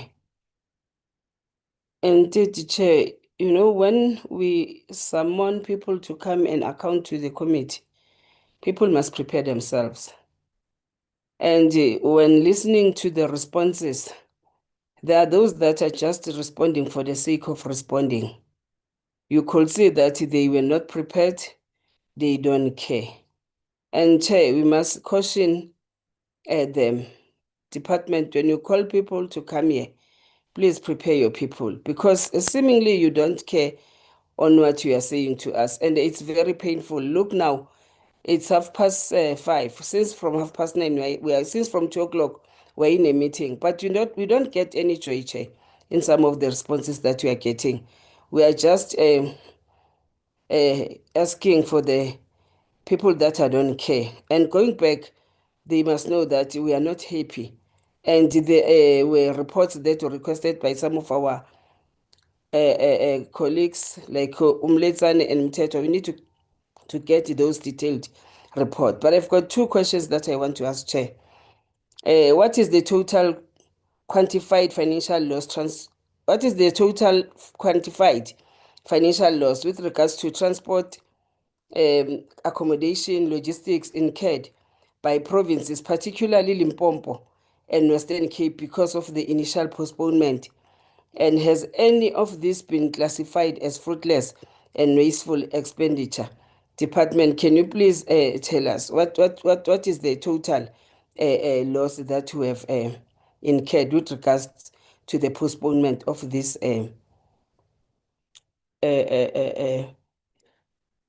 what is this thing that you're supposed to have? Yeah. What is the total loss? Thank you very much, Honorable Member. The total, in terms of the current costing, stands at 3.5 million for three provinces, which have indicated that they were costs that were incurred and lost. Can I ask that through you, Chair, then the breakdown so that Mr. Tebogo speaks to which provinces through you, Chair? That's fine, Dr. Kumalo. That's a very important question. Yeah. No, thank you so much. Chair, let me indicate that there is no loss on transport to any of the provinces. And the loss that is suffered is related to the contractual obligations with the service providers in provinces related to accommodation, where a province, despite their efforts to cancel and get a cancellation fee costed against them, a province like Western Cape could not. So in Western Cape, we're looking at 2.5 million, and that's related only to accommodation, no any other cost for other services. The same with KZN, which is just above 800,000, and it was related to accommodation. The other one was Northern Cape, but it was just, I think it was just one night accommodation for one person at about 3,000 rand. So those are the small costs that, those are not small, but those are the costs that directly, and they all relate to accommodation and not any other form of service. Kat, thanks. Thank you very much. How does DSEC intend to strengthen the implementation protocol to prevent recurrence? And will an independent review of the 2026 incident be commissioned?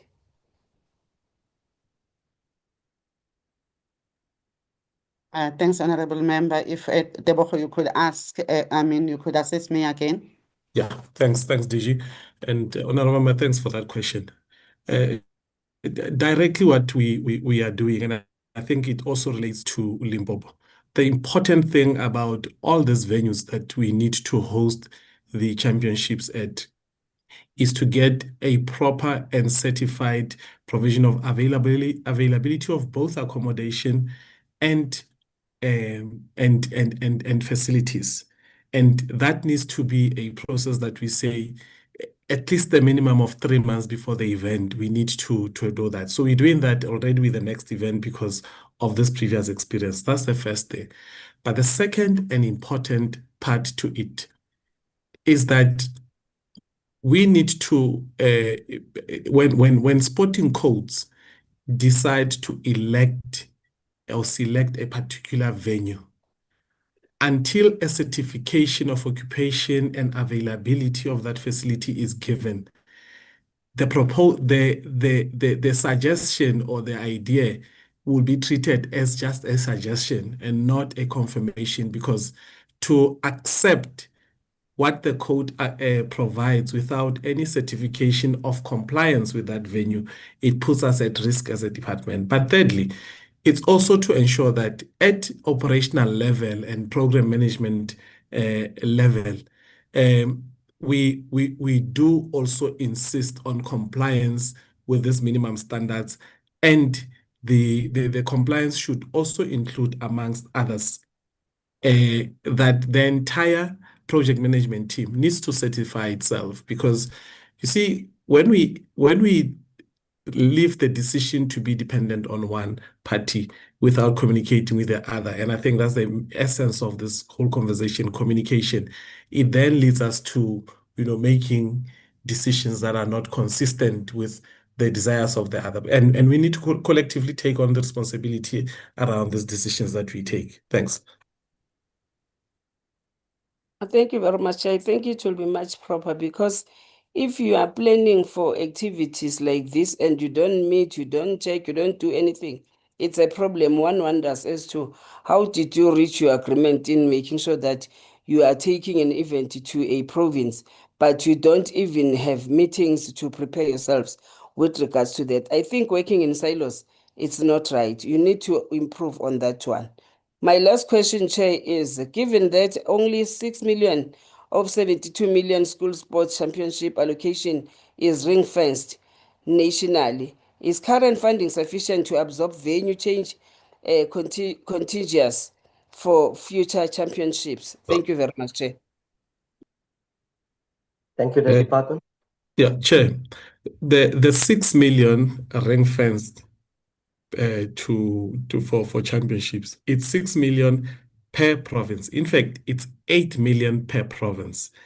And from out of that 8 million, we then apportion a provision of 2 million per province, which amounts to 18 million, which we reallocate to host provinces. So the 6 million is what each province remains with to deliver the teams to the winter, summer, and autumn championships for the delegation of their athletes and delivery of those teams. So yes, we understand even to date, and I think that the issue here has been the escalation of costs and the allocation remaining the same for a number of periods. So yes, we know that it's not sufficient, but we also have to consider that it comes from the bigger allocation of the grant, which in the previous years, we have suffered budget cuts even within the grant, and it has not grown to the fact that we can meet the entire target. So it's a question of using funds effectively in a manner that will help us achieve the goals and within the prescribed. Hence, the program has been somehow reviewed to be implemented in the manner that we are currently, with reduced codes and a certain selected number of athletes in the championships, to at least make it affordable for each province to be accommodated within 6 million. Thanks. Mr. Teboho, I know you personally, and I know your work and your love and your passion for this work. But I think this is one of the most important meetings in my life, so that someone must learn a lesson. Honorable Nkosi have asked very, very, very important question about the cost. Now, I'm coming from the Northwest Province, and you know what economic activity that we have lost in the Northwest Province. We can even go so far to have a look at the operational cost. And maybe, I don't know, Dr. Kumalo, is that possible, to go and see various departments, their invoices, and do some hypothetical, calculation or get figures. And I'm not sure what the cost will be for the department. Maybe you can speak us through to this, Dr. Kumalo. Is there any way that your department is or can consider something like, economic impact study? And these are the things. That's why they can say whatever they want about these parliamentarians. When it comes to oversight, doesn't matter how small, they are doing their work. And if you look at this huge event, it's a big event. The amount of stress, what people went through, participation, parents, everyone. And if we can have an economical impact study, then we will see the real cost and the real failure of what has transpired. I'm now going to give an opportunity to Dr. Kumalo. Can you speak? Can you organize an economic impact study on all of these logistics that we have discussed I here suppose, tonight? Chairperson, an economic impact study can always be, we just have to be sure how we then specify what we. I think as a department, dealing with performances, dealing with budgets, if we do this, and then you as the director of the sports, arts and culture, you can define to see, listen, these were the failures in all of this. Then you will see how much bigger this was to have Joe Maglua in that position of something that was supposed to happen, and because of his failure, it could not happen. That is where we have to take this, because it is in all of these small mistakes that happen over time. And yes, all of us in our various respective positions, we are doing our job, but it's this, if it reclaim, what is it called, fossil kiss. It's these small things down there that really hamper service delivery in South Africa. I'm now going to call upon the can we go and have a look at the possibility of that economic impact study, Dr. Kumalo? Portfolio Yes, Chair. Committee Secretary, please take note so that we can, appease ourselves to say, listen, this is the repercussions. This is what can happen in future again if something of this nature fails. I'm going to call upon the Honorable Tetwa. Thank you, Chair. Thank you, Chair. I just wanted to check with Minister Kwahube if when she says let bygones be bygones and find solutions to work together, yet both departments are saying they've got a good relationship, but this happened under the same good relationship. What is she suggesting that we should then do? Abdicate our oversight and constitutional obligation to hold departments accountable in the process whilst they are dealing with finding themselves? What should we be doing? What would be then our role if we let bygones be bygones? Because ours as a committee, we set it very clear that hashtag we follow the money, and there's public money that has been lost. What is she saying? Is she saying that we should not hold people accountable? And then the second question that I would like to pose is that arts in school, Department of Basic Education and Department of Sports, Arts and Culture, will we ever have an MOU that speaks to arts in school? What is Minister Kwahube's take in terms of arts in school? Because I hear it's all about sports in school, but school sports, but nothing about arts in school. And then the last question would be based on I think I forgot one question that I wanted to ask the department in terms of the costs. We're talking about costs that are incurred by the departments. We're talking about provincial departments.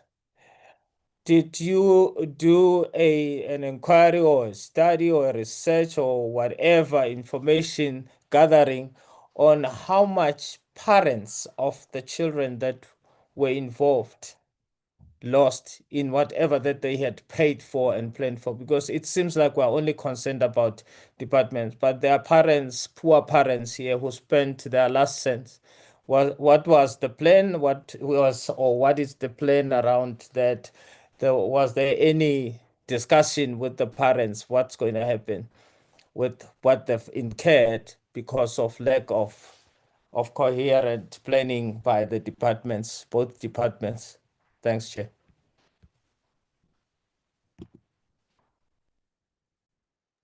The Minister.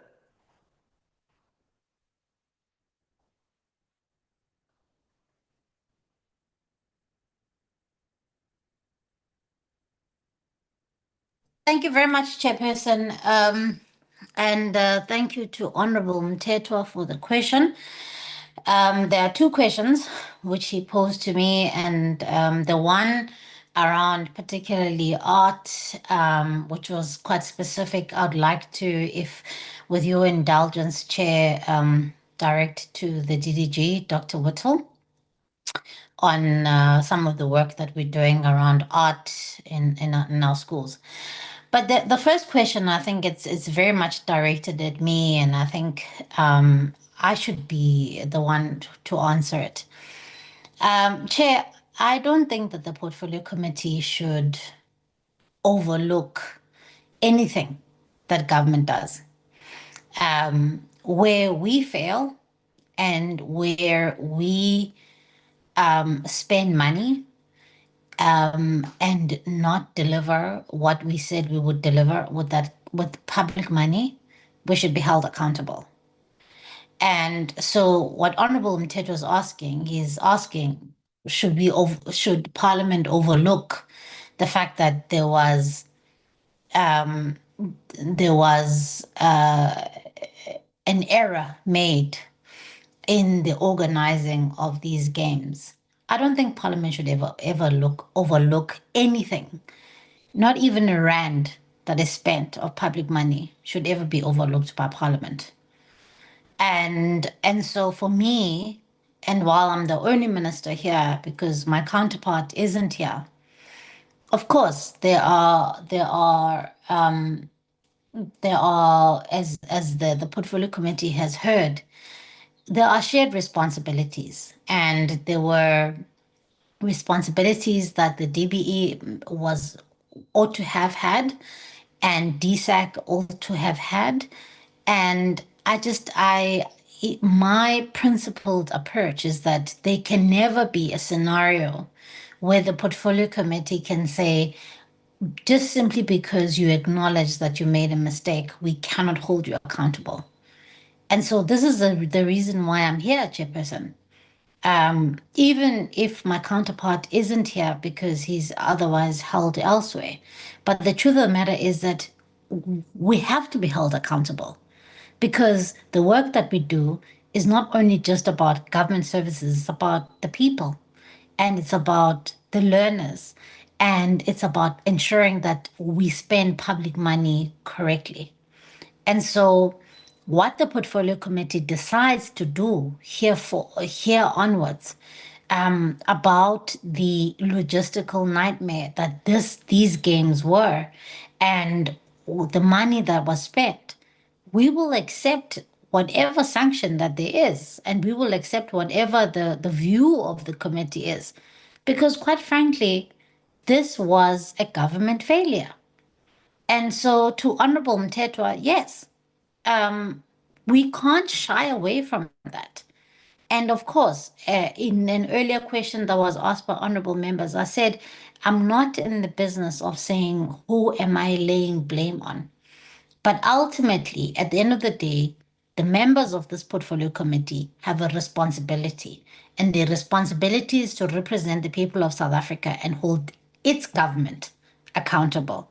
And so I don't think that it would be fair to say to the members of this committee, don't hold us accountable. And so in holding us accountable, we've explained what has happened. And of course, in holding us accountable, you must raise the question that public money was spent, and in spending public money, that there was fruitless and wasteless expenditure in this instance because of logistical failures. And so, yes, Honorable Mteto, I don't think that the committee must overlook that. I think that Parliament has every reason to ask us on behalf of the people of South Africa what happened and why it happened and how we can rectify it and how we can prevent it from happening in the future. But most importantly, you must ask us the difficult questions about public money that was spent. Thank you very much, Chair. Thank you, Honourable Minister. I'm now call upon the Honourable Potgieter. Thank you, Chairperson. Other Yeah, questions? Yeah, sorry, Honorable Potgieter. There were 3 questions that I asked. And then you can also include to give us the reasons why Northwest is here. Is MEC also working at the awards? Is she putting seats and putting tags at the awards? MEC from Northwest. The MEC was not invited, Honourable Mteto, to this meeting. Okay, can they then answer the other question? She deferred the other question to, I think it's the DG. On the issue of cooperation. School. Yes, thank you very much, Chairperson. The arts and culture component is one that we are concerned about, and I think the honourable member rightly indicates that it's an area of weakness for us. 2 years ago, when the 2 ministers signed the revised and new implementation protocol, we deliberately added that because we are very aware that this is an area of work that we need to strengthen. We do a very important program that we are running together with the Department of Arts and Culture, which focuses on choral music. We have quite a large number of schools that participate in this particular initiative. We call it the South African Schools Choralized Thetford. And the departments work together on this one. Annually in June, in the first week of the winter holidays, we then host learners from across the country. This year we had about 8,000 learners who participated. We had our minister on the last day doing closing remarks. And we're very proud of the fact that we have quite a large number of special schools that participate in the program. In fact, on the first day, on the first morning, we ensure that we have learners with disabilities who participate in that. Also to indicate, again, working with the department, we have an arts festival. It is small at the moment, but it is growing. And I think in the next month or so we'll be hosting the nationals for that. And also to indicate, we've got a program that we call the Albert Lutuli Young Historians program. And that program culminates also in a national event. That event coincidentally is being hosted a year in Pretoria over this weekend. The learners arrived this morning. And that one, in addition to oral history, also focuses on poetry, on public speaking, on writing of stories and narratives. And as I've indicated, that is culminating this week. But it is important to indicate that this is an area that we've identified and an area that we are cooperating on with the Department of Thank you, Sports Dr. and Culture. Wato. Thank you. Yeah, members, it's a good thing that this actually comes up because everything said forms part of the MOU between sport and basic education. And I want to remind members that that must form our yardstick when it comes to oversight so that we can track these issues closely. And also, very importantly, so what we are discussing now so that we know who's responsible for what when we have a look at the MOU. The Honorable Potgieter. Thank you, Chairperson. And I would ask, I'm sure this may have been provided to the committee back when the MOU was actually signed, but if we could possibly get a copy of that. I know myself in particular, because I only joined the committee last year, I don't have a copy of that. And I would like to streamline this a little bit because my understanding is that, you know, the Department of Basic Education basically gives access to the schools, the structures, the learners, you know, the progression through the sports system, etc. But the Department of Sports, Arts and Culture is essentially responsible for, you know, the policy and development of sports, the sporting codes, the federations that sort of interface with it, as well as the coordination and the delivery of tournaments and you know, such as the NSSC, which would include arranging the venue and so forth. So I would really like to understand from an MOU point of view exactly how that is proportioned, because I have raised on this committee previously my concern that there is not sufficient oversight happening at a national level over what's happening in the provinces. It seems that, you know, when things go wrong, we only realize it way too late. There needs to be a strengthening of governance processes between the national side of DSAC and its provincial counterparts, because this should never have happened. That's the bottom line. And I am very concerned about who decided to push for it, and that's something I think we do need to discover. But you know, I do essentially, you know, from our role as portfolio committee members on sports, arts, and culture, I would like to see the strengthening of that particular, you know, part of this MOU. And it's something that we've seen with, you know, when we had the provinces here, they essentially said, well, it's not our job to oversee municipalities. You know, we had that, I think it was 2 weeks ago. We seem to keep coming up against this kind of how are we tracking things and the implementation of grant funding, etc. You know, from province to local government level. So yeah, I think, Chair, if we can get a copy of that, I do apologize if you have received it before, but I do not have it. Thank you. Certainly, I think it's possible. The Honorable Molatani.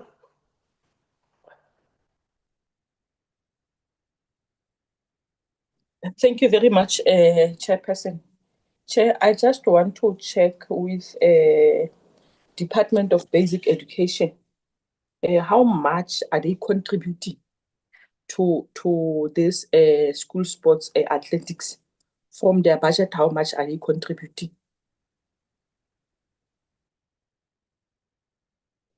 Department. Chair, with your permission, I can respond to that.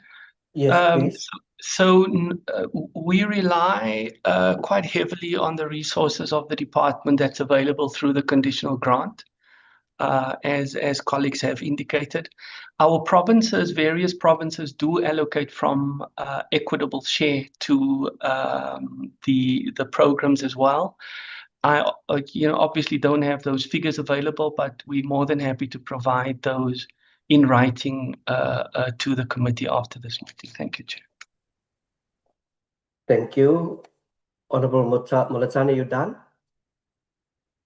Not a Chairperson. Chairperson, let me go back to the presentation of basic education, page 9 and page 10 of their presentation.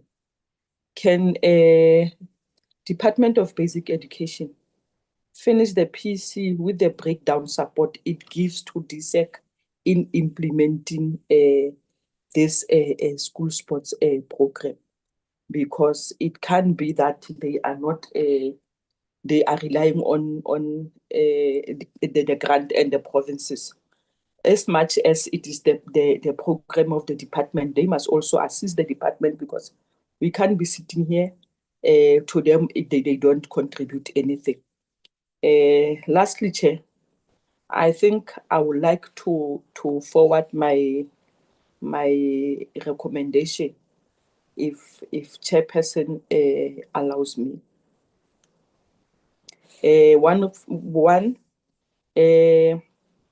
We need a formalized binding pre-notification clause in the implementation protocol requiring DSEC and Department of Basic Education to jointly approve, not merely inform each other on any decision to postpone or relocate the National School Sports Championship with a minimum notice period before the implementation.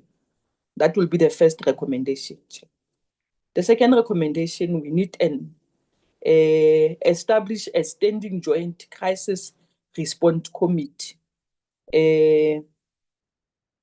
with delegated authority to approve alternative venue and emergency budget within 48 to 72 hours, avoiding the multi-week uncertainty experienced in 2026, Chairperson. I think, Chairperson, I will just pause there on my recommendation. Lastly, I just want to check, did we receive the minutes, Chairperson? Honorable Molatsani, you haven't asked me. I heard you asked the portfolio secretary. No, Chairperson. The minutes of remember on my question, I said, can we be finished with the minutes, the 3 last minutes, as well as the attendance register of the meeting between Basic Education, DSEC, as well as the Royal Bafokeng? Yes, Chairperson. Yes. I've requested to get those minutes before the meeting agenda today. No, not yet received, Honorable Molatsani. I'm not too sure. My personal opinion is it's a little bit tight. I would really request that it must happen within 2-3 days if it's fine with you, and unless I don't know. You are aware that most of the people if we are involved going in this meeting. Chair, if we are going to give them 2-3 days, as you've just said, we allow them to go and cook those minutes. It's the same thing that I've requested when we met with Public Works, that I need the minutes of the steering committee that is being, the minister has confirmed that they have steering committee in Sarabatman. Every time, Chairperson, you need to know that immediately when we come to ask questions, we already have answers, Chairperson. The reason we don't have, when you said 3 days, we allow them to go and cook. And unfortunately, we don't have time to cook. The only time that we have is for us to sit down as honorable members and go and open a case of 3.5 million. Thank you very much, Chairperson. Thank you. Dr. Kumalo, is that minutes available? Mr. Tebahai? Mr. Tebahai, please.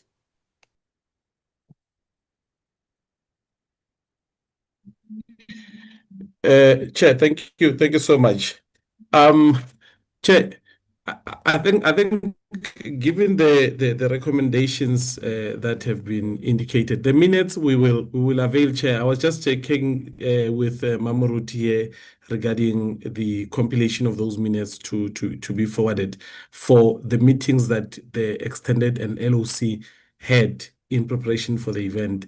But also, I think there's one from Honorable Mtetwa where that speaks to the decisions of the identification of the venue.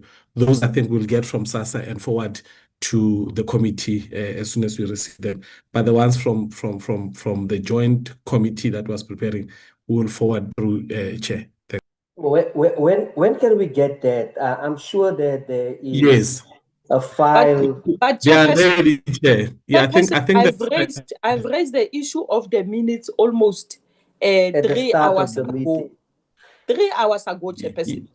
They have 3 hours to have checked those minutes. If they really have those minutes, They were supposed to, after I've raised the issue of the minutes, they were supposed to tell someone, go and check the minutes on this and this and this, and then forward the minutes. But if we are going to allow the department to, in fact, if we are going to give department 2 to 3 days or whatever for them to finish us with those minutes, Chairperson, I am not going to allow it. And if they fail to give us the minutes in this meeting, there is no use for them to give us those minutes because possibly they don't have it. They don't have those minutes. They are going to cook, Chairperson. I am not going to allow to be given any answer regarding those minutes.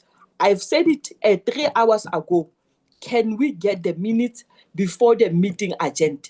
Why didn't they respond immediately to say that they won't be able to get the meeting, the minutes by that time? They were waiting for this time so that they can be able to say that, no, we won't be able, we'll submit the minutes after 2 to 3 days. Chairperson, they failed to submit. So there is no use for them to come and submit those minutes. Instead, we've got the answers. There was no meeting which never said regarding the issue of organizing this event. Full stop, Chairperson. And please don't allow anyone to comment on this issue of the minutes. They failed. Yeah, I tend to agree with you, Honorable Molatani, and that is the experience that we have. It's a question of a file of email and just press the forward button and send it. And these are a really serious concern. And it also, stems from the experience that members have in the past of sending documentation. But whatever may be or whatever happened, there are documentation also, indicated that or indicating that there was a forewarning sign that the stadium of Royal Bafokeng is not compliant. They are not in possession of a certificate. So whatever they say and whatever they do, that's fine. If that minutes are not forwarded to the portfolio secretary within an hour, we are entitled then to say that that never happened, as the honorable members say. I see Mr. Tebogai said that it has been sent to the PE. Thank you so much, Mr. Tebogai. I now want to find out the president of SASA. Are you still audible? Are you still in this meeting? Yes, Honorable Chairperson, I'm still in the meeting. Okay, thank you for that. You are a member of Athletics South Africa board as well. Is that so? Correct, Chairperson. How's things there?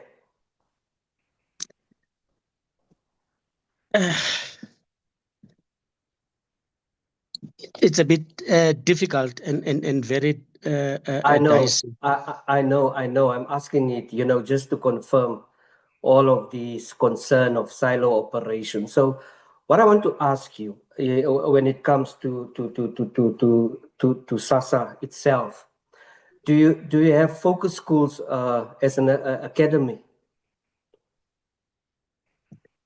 Yes, we have focus school in we've got 3 currently in Gauteng in education. We've got 1 in Ratanda, which is Heidelberg, and then we have the other school in Pretoria, Rosina Sitibani, and yesterday they announced this what is the school now? Okay, that's fine. The issue around assisting sport learners, do you do that? Yes, we do, Chairperson, and that is why we were insisting that the competition must continue, because are you giving bursaries? We as a organization SASA, we don't have resources, but we recommend to the institution to give bursaries, and they do. Which institution? It's like we have 2 athletes that one is in United States from from the Val in Sidibeng, who got a bursary last year to go and run in USA, and the other one also is in USA as well. It's a boy also. He's in USA, and then most of our athletes are taken by the universities to go and run at the universities as USA from our championship. Is that universities where there's high performance centers? Yes, we have high performance center in Bloemfontein, and then we have high performance center here in Pretoria, University of Pretoria, of which there's a high school also named after University of Pretoria, and most of our athletes are going there, and then they get bursaries at that high school. Let's get to coaches. Do you have dedicated coaches? Yes, we've got a lot of coaches, dedicated coaches, and that are highly qualified, because we make sure we get funding from the Department of Sports, Arts and Culture to assist our teachers as coaches to be trained in coaching as well as in technical officiating. So in terms of our teachers, we have highly qualified technical officials and coaches and administrators. Tell me, Mr. Kumalo, the cancellation of the event in Rustenburg, how did it affect the athletes? It affects some of the athletes because it had now to clash with rugby and netball that has started immediately after athletics. Rugby and netball starts, and because they are winter games, but few of them managed to come back because they wanted those results from us to be selected to Oregon. Some of them went to Oregon, and some will be going to Senegal now with the youth Olympic Championship in Senegal, Dakar. So those that we lost, unfortunately, they had to go for rugby and netball. And I just hope and pray that it should not happen again in future. So what is your message to the department? Is for them to work closely with us. We'll work together. And then if there are any changes or anything, please let's communicate, because communication would assist us not to have these mistakes. We would, I think we're working with them closely, but sometimes communication is not assisting us. They're not communicating properly with us. So we are just requesting, we are willing to work closely with you, and we know that we can't do without you. Let's just communicate and make sure that things like this don't happen in future. Okay, now the athletes, how do they benefit from Athletics South Africa's national champs to qualify for the World Cups? At Athletics South Africa, the championship, they are selecting the first two athletes will be selected to go and represent Athletics South Africa at the African Championship. From the Athletic Championship, African Championship, they will then be selected to go and represent South Africa at the World Championship if it's youth, like this year in Oregon. If seniors, it will be seniors, and some of the seniors will also be selected to go to, some we had in the relay now in Botswana, and some went to a Commonwealth game in Australia. So our athletes are really benefiting from that. And most of those athletes that Athletics South Africa is striving on is the athletes that we identified and send them to clubs and allow the the federations and clubs to develop them further, but also have a database and check whether are they still being in the process of being developed, which is our main focus, to see to it that those athletes don't get lost in the cracks. They develop from us to the universities, athletics, and then federations and clubs, and grow and make a career out of athletics. So in essence, the fact that they are gaining and benefit from Athletics South Africa, how do you describe the failure of the event in the Northwest? The Northwest failure came through miscommunication.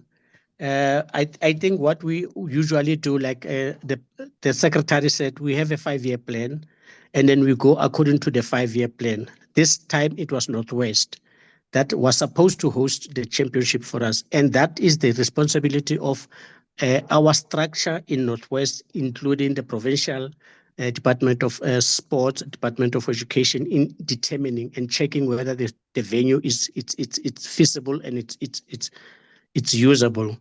The response that we had from our members in Northwest when we requested and asked whether they went to check, because we usually do a venue check. Response that we have from our members, they said the stadium is ready. It's only the equipment, and that equipment is not a problem. It will be delivered soon. And that is why we hang on being promised that the stadium is ready. It's ready. It's only the equipment. And after some times, it changed from equipment to sound system. And then the sound system, we were also promised that the sound system and electronic timing is not ready as yet, but usually electronic timing, if it's a challenge, we have our own service providers, people that are usually doing our provincial electronic timing. We usually ask them to assist. So it was an issue of a sound system and electronic timing, and then electronic timing was done as well. We received the electronic timing, and subsequently the last meeting that we had on the 24th, physical meeting on the 24th in Rustenburg, we were told that the stadium, it's only the sound system and then it will be ready. But unfortunately, we were not given the opportunity to go to the stadium because we were in Rustenburg. We requested to go to and physically see the stadium. We were told we are not supposed to be going close to that stadium because the contractors are still busy with the stadium. We won't be allowed, but we were promised that the stadium will be ready. I remember even one of the union representative from SADU said, "Can you please assure us that the stadium will be ready?" And then we were told the stadium will be ready. But for our surprise, on the 1st of April, it was announced that the stadium is not ready. Yeah, And you've actually been denied a wonderful opportunity. I visited myself. It's a world-class stadium, and I think it will also, accommodate Premier Soccer League matches as well. Now let's get to the governance, or rather finances. What is the financial status of SASA?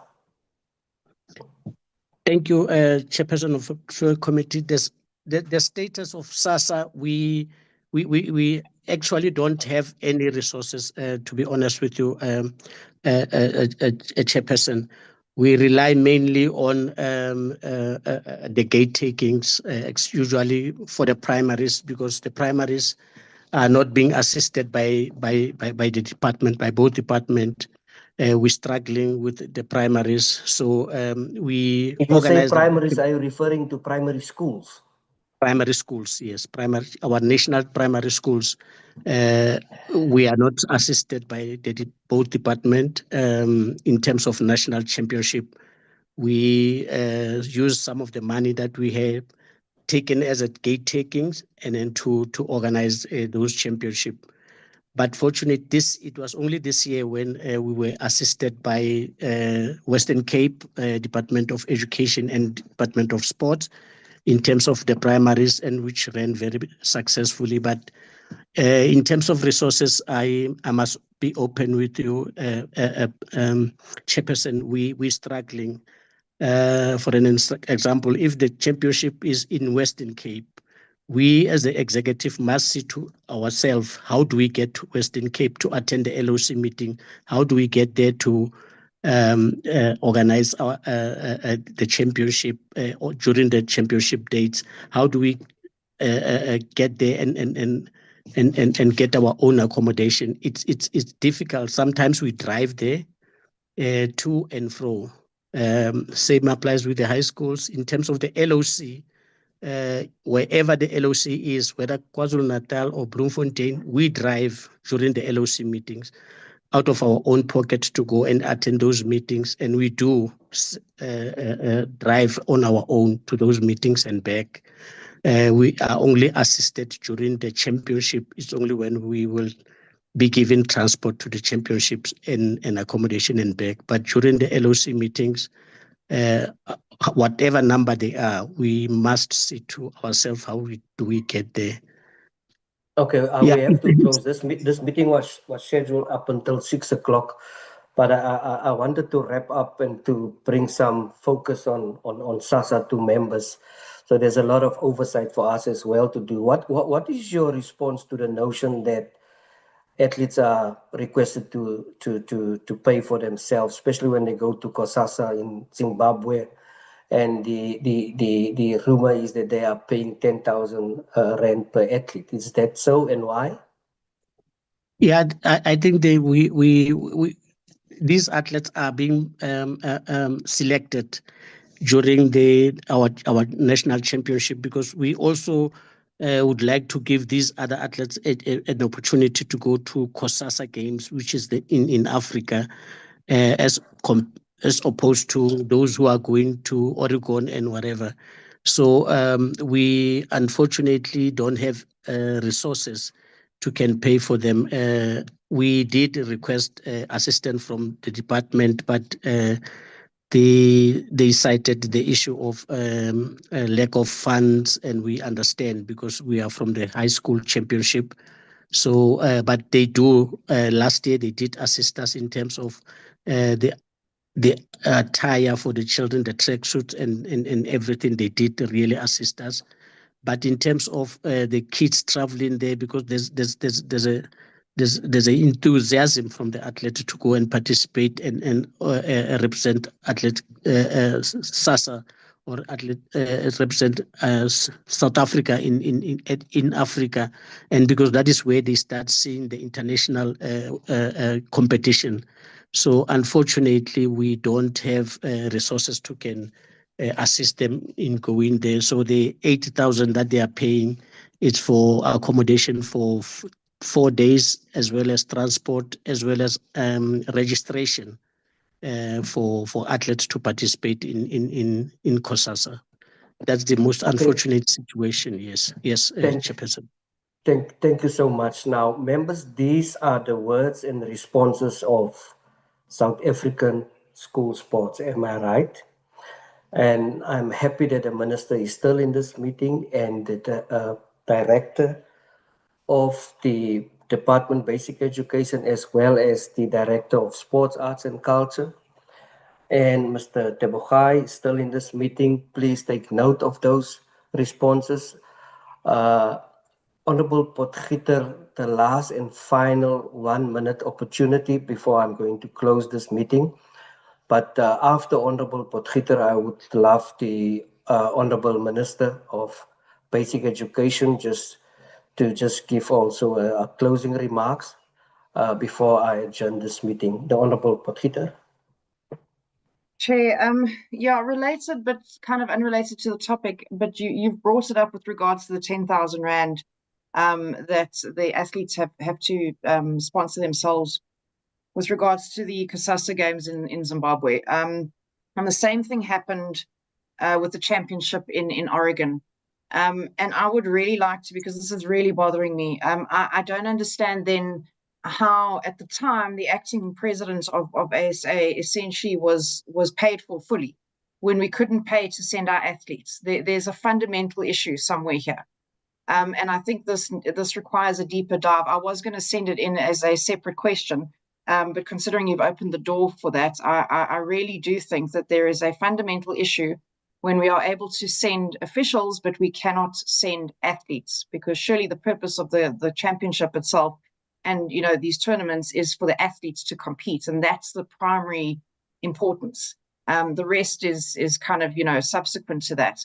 I will submit that question, but Chair, we have a fundamental issue here. We cannot say we don't have money to send athletes, but we're sending officials. It doesn't make sense to me. Thank you. Thank you so much. That's a valuable input, Honorable Potgieter. If Dr. Cynthia, I know the awards is starting over there in Sun City, is in this meeting. I also would like just to wrap up Dr. Cynthia, are you still in the meeting? Yes, Chair, I was too scared to leave. So I had then we would have said it, you also ran away. Please go for it. No, Chairperson, a lot went wrong. And we've learned lessons. And I think what is important for us is how do we ensure there's no recurrence? Because the impact is far and wide, perhaps beyond what the things that we have discussed. So while we say and use broad words and say we identified systemic and operational failures, I think also in terms of the discussions and the inputs and the comments from members, we want to take it back so that as stakeholders, because for me, we're talking communication, but I think it's bigger than that. I think it's more stakeholder management on our side where we are falling short. Thanks, Chairperson. Thank you. I believe that the Deputy Minister of Basic Education is also present in this meeting. Dr. Matlaule, how do you pronounce it? My apologies if I pronounce it wrongly. Minister Gorube, closing remarks. Thank you very much, Chair, and thank you to the members. I think it has been really valuable for my team and I to be on this call and in this meeting, because I think we have gained a lot from what the members of the Sports and Arts and Culture Committee expect. And sometimes I think as government departments, we work in silos. And so therefore, being in this joint committee has really helped, because now we understand what the members of Parliament expect from us. They expect from us to work together. They expect of us to work together, in particular for the learners in our schools.